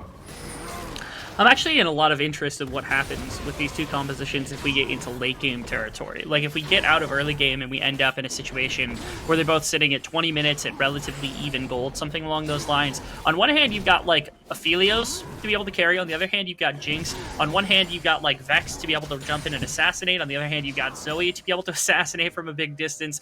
You have two decently working frontliners. Both top laners are capable of team fighting. Faisal's a bit more of like a pure like damage soak in frontline, and Cozy can work more in a side lane and kind of bully out Renekton, and then works as a really good as a diver to potentially put threat onto multiple members. There's just so much nuance into the later game of the team fights that could come out between these two. Part of me is like, okay, I expect a pretty interesting earlier stage of this game. I kind of want an exciting earlier game where Taco Gaming finds a bunch of ganks, or maybe like Perry's able to stop it. But if we don't get that, I feel like the most exciting iteration is just a 5-on-5 where we're getting constant back and forth between these two teams depending on who finds picks and where. It could be very, very close game. Be a bloody game at that one. Pathing up is going to be Perry, going towards where Cozy is. Sev's Dubs has a sweeper going off. Not going to be able to spot out any wards as Faisal starts to go forward now. Gets right behind Cozy. Able to get the stun, trying to hop away. A brilliant use of the pillar there is going to result in first blood going over to Faisal. See, I actually thought that Perry was here to counter gank for the Hecarim, who he expected to go into topside, which like Trickster is up here. I'm thinking that was actually legitimately the game plan. And Perry's going to find him in the jungle as well, so they're just going to walk right back into each other. I don't think Trickster necessarily wants this, but he's ghosting. He's full committing to this. He's going to try to push Perry back into his Camille. Going to try and get the hook shot. Looking to come in, but the pillar again! Oh, Cozy, it feels so bad, man. Rejected. Didn't even need the flash. Just absolutely baffles the two of them with that amazing pillar. Oh, that's a tilter. You're not wrong. Perry with the perfect pillar to deny Trickster the play, deny Cozy on the teleport. I mean, everything goes wrong there. Didn't even get a summoner, just gets the TP back from Faisal on the response. I mean, he walks into this lane with a kill. He's got the pickaxe over top, the Doran shield. He's set up for success in the one-on-one against the Camille. Trickster has gotten a little bit more farm because Perry spent so much time in the top lane, but you don't care that much. Trundle is a little bit more economy than what a Hecarim needs to be in the earlier stages. You gotta love that play from Perry. A great start, especially doing it to Cozy on this Camille. We talked about how much of a split push menace it can be in the later game. Just get that advantage going, get the old OG lane bully going. Good start for EGP. Let's see how they're able to follow through with it. More action from Perry. A quick reminder about Perry, because again, he kind of came in out of almost nowhere from solo queue to Scouting Grounds, where he was one of the top like ELO prospects that had actually shown up, and he was deemed most improved. Had a really good performance in Scouting Grounds as one of the best junglers of the event, and coming in here for EGP as the jungler, again, kind of filling the shoes and the role of Tomio from the season before. Looking really solid in this game, had some good performances in last game as well, and throughout all of Open Qualifiers, been really impressed. Happy to see the growth, because there's plenty of vertical movement to be made. What a play from Faisal. Faisal almost gets it. So close, a slither of health. Cozy's able to stay alive, but Faisal is showing he's got fangs. Yes, he does. Faisal, again, I can't speak enough about this. Faisal has been incredible. The difference between what he looked like back when he was on AoE and what he looks like today, especially on EGP, but all throughout the qualifiers, has been incredible. He's going to run face first into Trickster. I don't think Trickster actually wants this one either. Trickster trying to take it. You got to look at Cozy, though. Too low on the health bar. You're not going to have any really good backup there. Will he get it in time? Actually able to just get it. really utilizing that max range. Cozy will be able to get that kill, but the response from EGP is going to be the Dragon over on the bot side. The important part about this is that, like, if Cozy had not been able to show up to that, then Faisal just easily walks out. The damage isn't there from Trickster. But also, the biggest aspect of the show up for Cozy was the Ignite. The Ignite denied that big Q from coming through and potentially giving enough damage for Faisal to turn into one, if not both of those members, probably just eventually Trickster and going down to Cozy. But not being able to trade back was pretty big right there. You could see Trickster covering for his top laner, making sure that Cozy's going to feel comfortable, because, again, this matchup is one that can be very oppressive for Camille if you're not careful in the early stages of the game. So Faisal, already with the Iron Spike whip, feels good. They want to break her out, let her go back. That's going to happen. Going to be able to walk back to lane. So the Dragon is the response from EGP. Comfortable going for that one, being capable of utilizing their team fight the way they did in the previous game to kind of take things over later if they need to. Doxa, kind of on the wrong side of the map, will be able to get enough movement speed to just casually back out. Doesn't have to worry about parry too much. Some of the worries there. Always, when you get caught by a Trundle Pillar, it's one of the, like, feels worst moments, especially if it's perfectly in the path you're going. Yeah, pretty much right there as Perry looks to set up a gank onto Doxa. But backup is here. Here comes the Onslaught of Shadows. Going to push Perry right towards the tower. Nowhere for Perry to go. Trickster able to grab that kill. Second kill of the game. Not willing to burn the flash, and the biggest thing about this is just that Perry has been super active, but because of the action that he's taken in just, like, constantly ganking, fell behind in farm, and so level 6 available for Trickster, and that means that, like, Leo can't step up. If it's a level 5 Hecarim and they're on even farm, then maybe Leo can step up and deny the E by just, like, using the fear onto Trickster, preventing that from coming through, but because the ultimate is unstoppable, there's no way to stop Trickster from just getting on top of the jungler there. Perry not even going to burn the flash, just ends up going down. As, again, my prognosis for this game was like, okay, Perry needs to slow down Trickster, right? Perry's been doing some good work. The top side plays were great, but has not done anything to slow down Trickster, who's on 55 farm already in this game and 2 kills. The Hecarim is going way too well right now. Plays going on bot side, plays going on top side. Here comes the gank onto Faisal. Faisal getting lower and lower. Trickster trying to get that damage in, but there is the Q. So much regeneration coming out of Faisal. Trickster's going to have to sacrifice his life to be able to get that, and that gives up a shutdown to Faisal, Dean.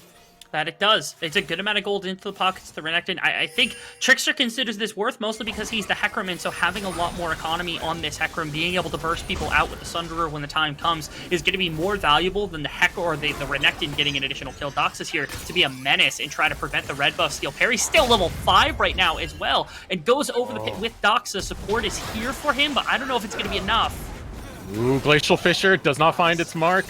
Now Doc's in a bad spot. He does have flash available, able to hop over the wall. Will flash over the wall as well. Flashing over will be sketch. Uses the cleanse, but Trickster comes just in time. Doxa survives and gets the kill.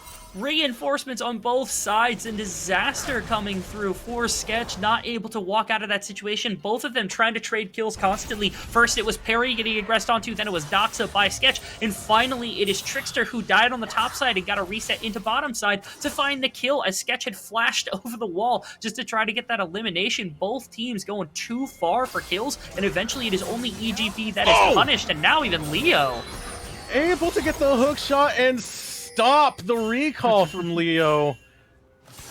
Just every little thing going right for Taco Gaming at this stage. These last couple of minutes have been going pretty well, and Leo forced to take another recall, extended by so much, Dean. Uncontested Doxa just going to be farming, chilling out in his mid lane. It buys time here for Doxa to really, like, decide what he wants to do with his next move. Whether he wants to keep the wave where it's at right now, or whether he wants to shove things out and just, like, move into topside river. It looks like they're going for the Rift Herald, but it's free for Trickster. At the moment, they do spot it out, but again, the back had come through. Perry's just now getting to the top side, and Leo had to back right there, so he's going to lose a lot of the wave if he decides to move quickly. Especially with Camille here. Now, I think the 3v3 actually could go the way of EG Prodigies if Taco Gaming is not careful. But Camille is relatively weak, and Renekton has quite a bit of gold. Looking to come in now. Faisal bullies them away. The still so easy. Just got to pop that Dominus.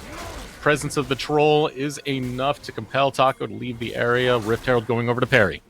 Yeah, the fear here is if they stay too long and they finish out that Rift Herald, Renekton gets on top of them, and Faisal on almost the first completed item with this Renekton pick in the early game alongside Trundle, that's just way too much damage. And you do not want to give 2 kills over. You don't want this lane to continue to get worse for Cozy.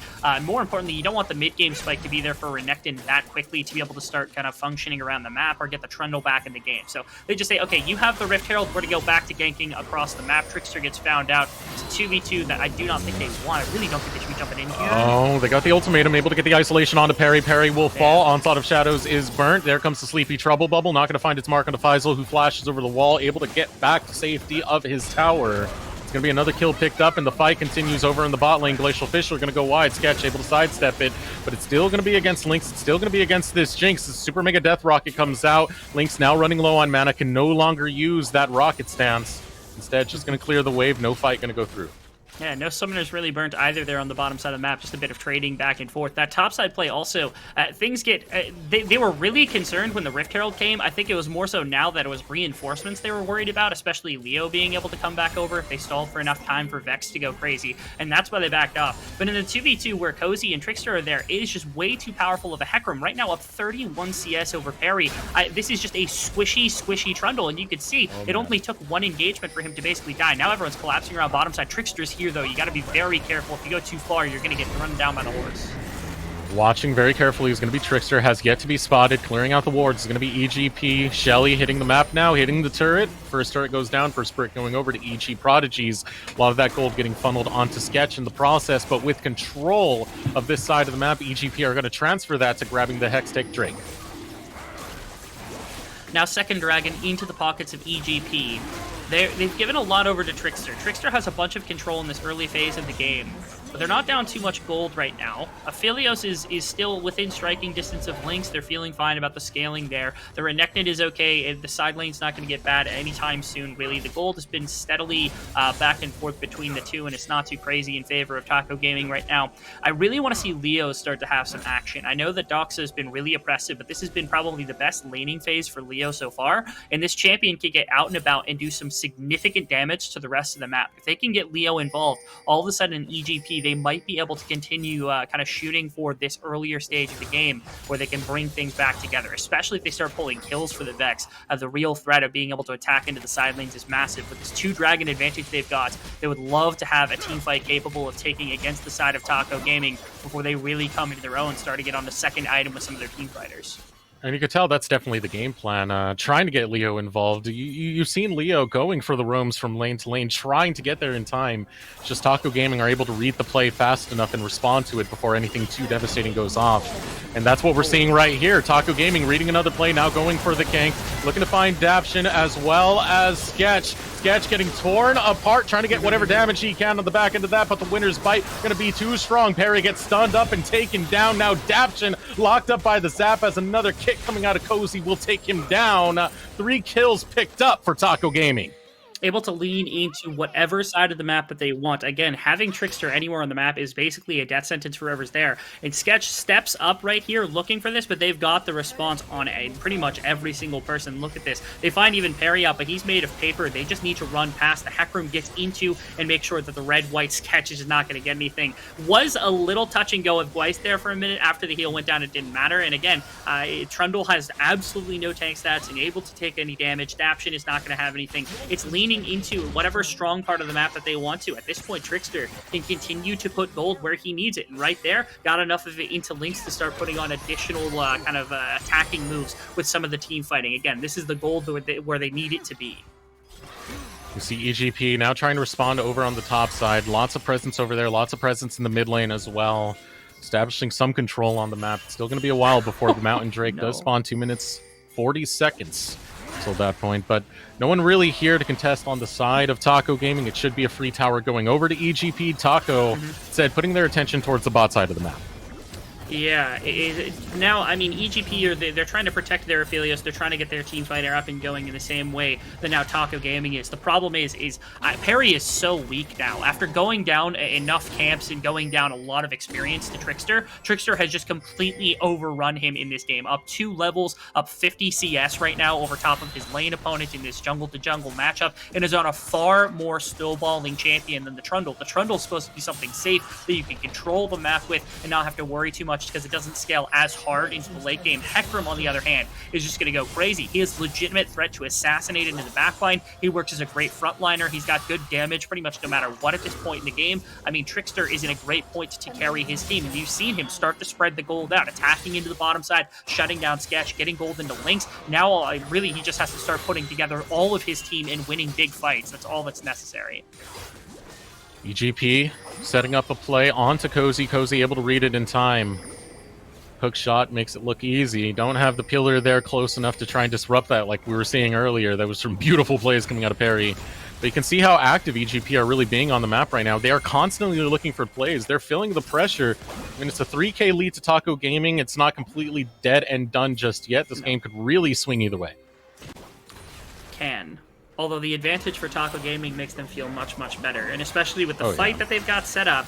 I mean, we haven't even touched on the fact that Doxa exists in this game on a Zoe yet. We saw the damage that he could do when he was in the previous game, let alone what he's going to be able to do in this one. He isn't super accelerated the way he was in game number 1, unfortunately, but the threat is still there that if you don't get Vector, if you don't keep Aphelios in a very safe position, they can get removed from the team very, very quickly. We go potential 5-man stack towards the mid lane, able to rotate it out towards Mountain Drake. They do have the Rift Herald, so they can get some extra priority here if they do need it. And be dropped for that mid lane tower. But standing 5 strong is going to be both teams. Cozy waiting in the bushes. Still 22 seconds before Mountain Drake hits the map. Some good vision coming out of Taco Gaming. Will get sight on that inside track if EGP work around it, so it's a tough position for them to get into. Leo there looking to fight it out with Cozy as the team fight breaks out. Glacial Fisher going to the middle, going to land on the Daption and Faisal's Faisal. Tries to be that front line, gets chunked out. Will be able to back out in time though. Daption able to get the retreat as well, but health bar's too low for EGP. The control going over to Taco Gaming as they're going to get their 6th member on the board. Shelly's going to hit the Rift, looking to focus down into this mid lane tower and then rotate that presence straight to Drake.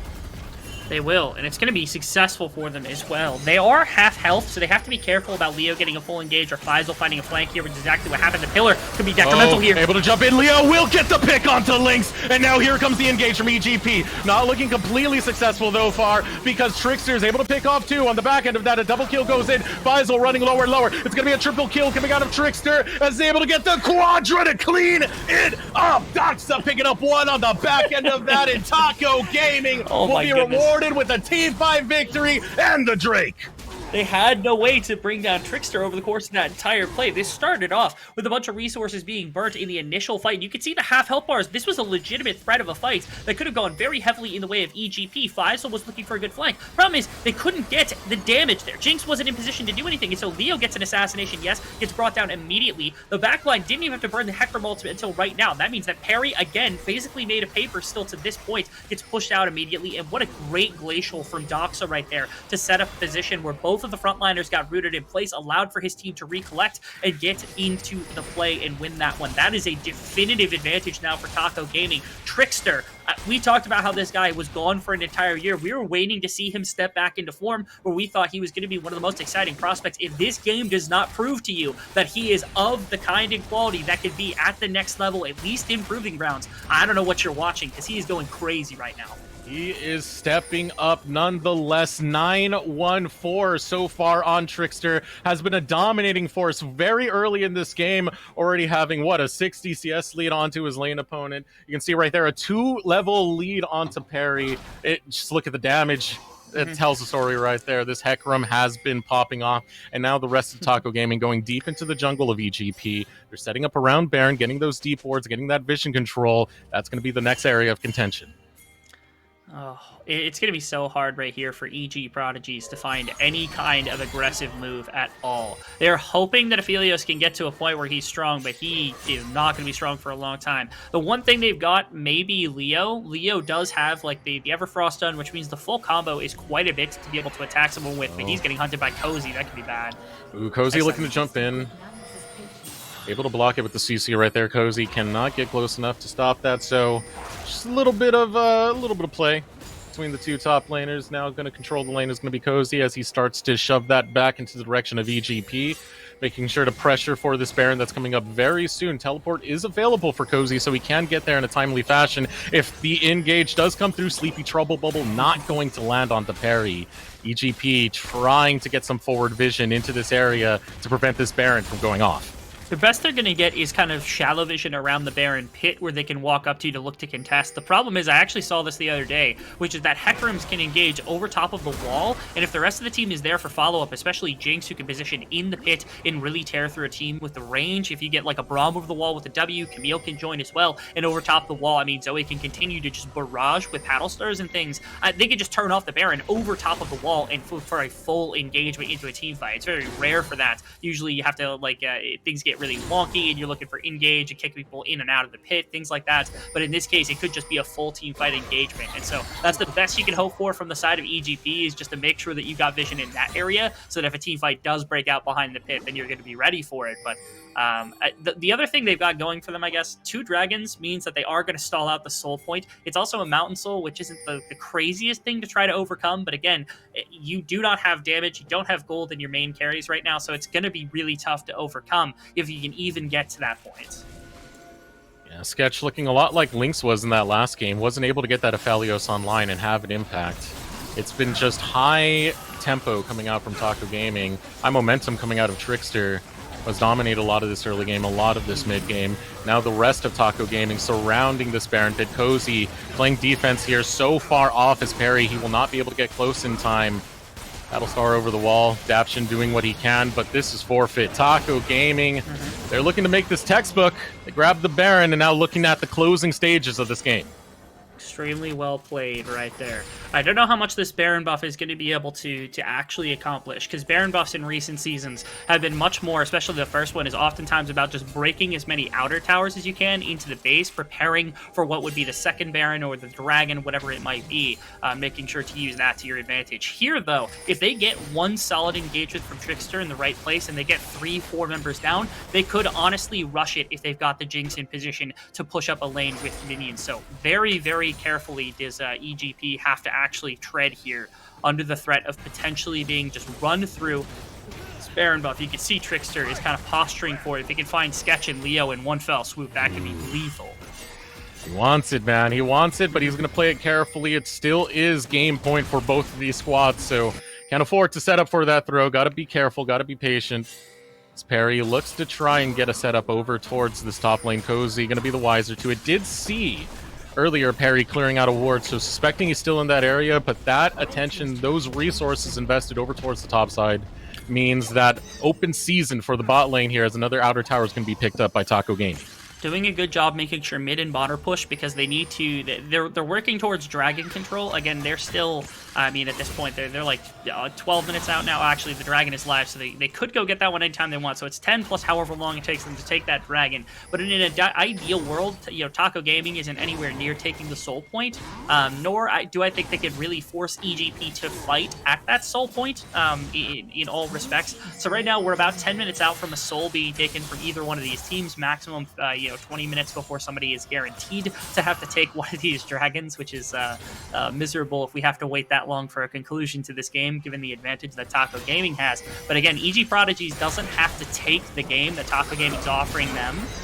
Oh, here we go, the knock-up. They're looking for Sketch, and they were able to isolate him, but can they get the damage? Nope, they turned their attention onto Daption, and now they'll take down Sketch. They just run it right through Evil Genius's Prodigies, who are flashing away on full retreat from this fight. That's really big. I wasn't expecting them to be able to find a play at any time. Oh no, Leo gets caught out. He's going to take a paddle star. He might die. Oh, paddle star right onto him. Looks to return fire. Tries to get some damage onto Gwice. Gwice is a tanky boy, though. He can survive on his own. Not the same for Leo, as Doxa will make him dead. And now there's the winners by the concussive blows. The death going over to Faisal as Lynx is able to take him down and start focusing onto these inhibitor towers. Look to close out this game. It is happening, Dean. It is happening. Team Taco Gaming, they're looking for the upset, and it looks like they're not that far off from finding it, but Sketch has something to say about that one. The tower goes down, getting more excited. Is going to be Lynx looking to finally take down one more Nexus tower. Nexus is exposed. Parry, oh so low, and Sketch is down. Taco Gaming have done it. They will upset Evil Genius's Prodigies.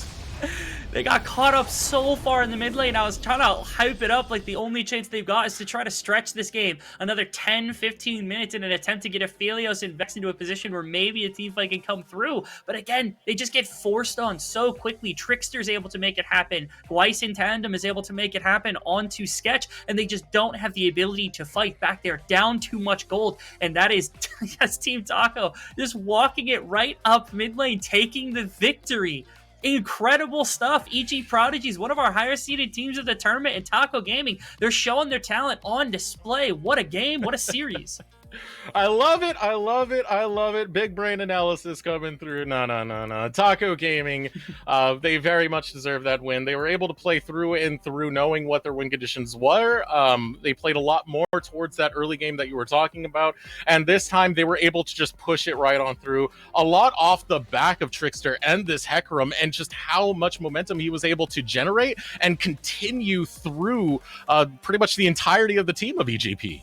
Yeah, really, really insane stuff from him. This game specifically was a bit of a diffie in the jiffy, unfortunately. It was Trickster just showing off a bit. I'm really terrified of him getting Hecarim in future games because he seemed to know where to path. He seemed to know how to clear. I mean, this was a menacing champion for this team to be able to work with. They're coming together. I remember watching some of their first games in the tournament, and they weren't looking the most solid. They weren't looking the most cohesive of anybody, but they seem to be putting it together. A win against EGP like that is a pretty definitive statement. If they can walk out of this group as the #1 seed after this, that's huge things for Taco Gaming. Okay, now I just want to know what's going on over on the other stream right now. I want to know what's going on between Immortals AoE and who else is facing off? Winthrop, because that was another one that was a little bit on edge and looking to make everyone wrong, at least in the analyst predictions. So they're actually tied in kills, but they're down 4,000 gold. Immortals are. So Winthrop's currently up 4,000 gold at the moment with like 3 dragons. That's the last I checked. So it's a Winthrop angle, baby. Regardless of the game, it's a Winthrop angle. That's some good stuff right there. But yeah. Overall, great win coming out of Taco Gaming. They definitely earned it. I said it again. They don't seem like the most multi-dimensional team. It doesn't look like they have too many angles of attack, but the areas they excel, they do really well at, and that was that a lot of the early game to mid-game skirmishes.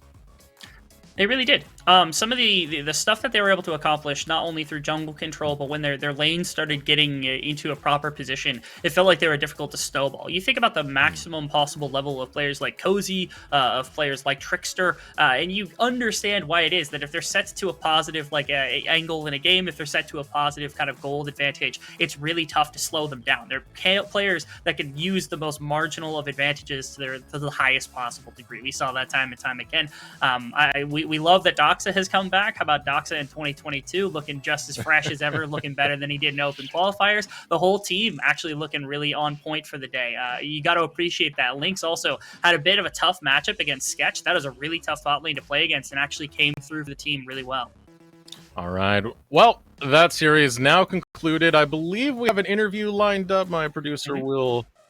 Oh, an interview with Doxa lined up. So we're going to throw it over to a short break, and when we return, we'll get to said interview in just a moment. Just be sure to stay tuned.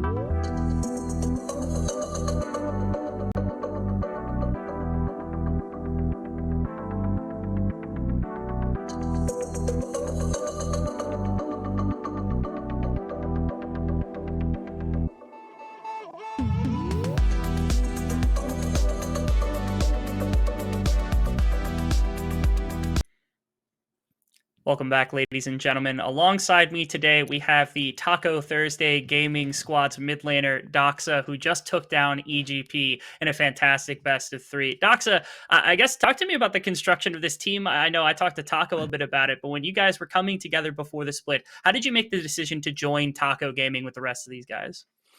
My initial decision was to take the split off. I was just gonna spend time with myself, play solo queue, try to climb the ladder. But when Taco approached me and said, "Hey, he wants to put a team together," that really motivated me. And yeah, something about Taco that I just wanted to work with. I just wanted to work with him and do great things with him. And here we are. We have our first dub in the group stages. So yeah, that's how it started. Gotcha. I mean, everybody's a big fan of Taco from Leaguepedia. Thank you very much for that. Because this team, putting it all together, you got a bunch of other collegiate competitors. Was that something that you also paid attention to under the construction? Players like Cozy, Lynx that came from other really top level collegiate schools. Taco did a lot of the managing in terms of getting the players. He was asking me options of like who would I want to play with and who would be the best for our team. Them being collegiate or not had no difference in the picks, but I just think Lynx is a really good player. Cozy's a really good player. I used to duo with Trickster 2 seasons ago when duo was a thing, and Gweiss, I know he's really good support, so I was really happy playing with this team. Gotcha. I know there wasn't a ton of time for you guys to work through a lot of scrims and stuff before open qualifiers, and I know, you guys ended up, I think, 3-2 in open qualifiers as well. Were you like up to expectations, up to snuff at that point, or has it taken a minute to really get into the groove of what you guys expected to be? Yeah, it definitely took a while to get into form. I was very rusty in the open qualifier. I played very terribly. My team carried me through it, and Shia, our coach, he's a big part of why we are improving so fast. He joined us. Taco got him actually, and yeah, he really helped us draft better, bot review, really get the team together, play as a group, and it's been really good. Gotcha. And I heard from Taco about Shia at least a little bit. He didn't drop a name, so I'm happy to finally put a name to the face.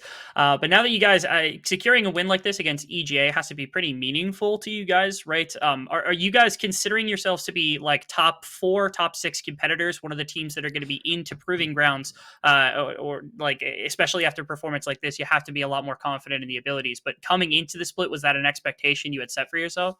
Oh yeah, of course. When we were forming the team, that's the expectation we went when we created the roster. Yeah. I gotcha. And I mean, I guess just one further question. I mean, further down the line, not trying to look ahead of any of the games you have in the remainder of your group, which are going to be good against both Maryville and then, of course, you've got Dinka as well. But further on in the tournament, whether it's Maryville or somebody else on another side of the bracket, is there a team you're really looking forward to playing again, or for the first time? In our group stages, I'm looking forward to playing against Dinka. I know one of their 80 carries, Eno or Blue Skis. He played in the Red Bull 1v1 tournament, and we fought each other in the finals. So I'd like to verse him in 5v5 and also beat him there. Good to know. Good to know. Well, I'm happy to have you. Congrats on the massive win tonight. Best of luck in the remainder of the group and the rest of the tournament, because the team's got plenty of talent. We're all rooting for you. Everybody loves Taco Gaming. Name is perfect. So congrats to you and good job today. Thank you. Shout out to Taco. Oh, yeah. Shout out to Taco from Leaguepedia. Yeah. We love it. We'll be right back, ladies and gentlemen. We'll have second series of the day. Maryville will be taking on Dinka Gaming, of course. We'll get our second series in Group D in just a minute. We'll be right back.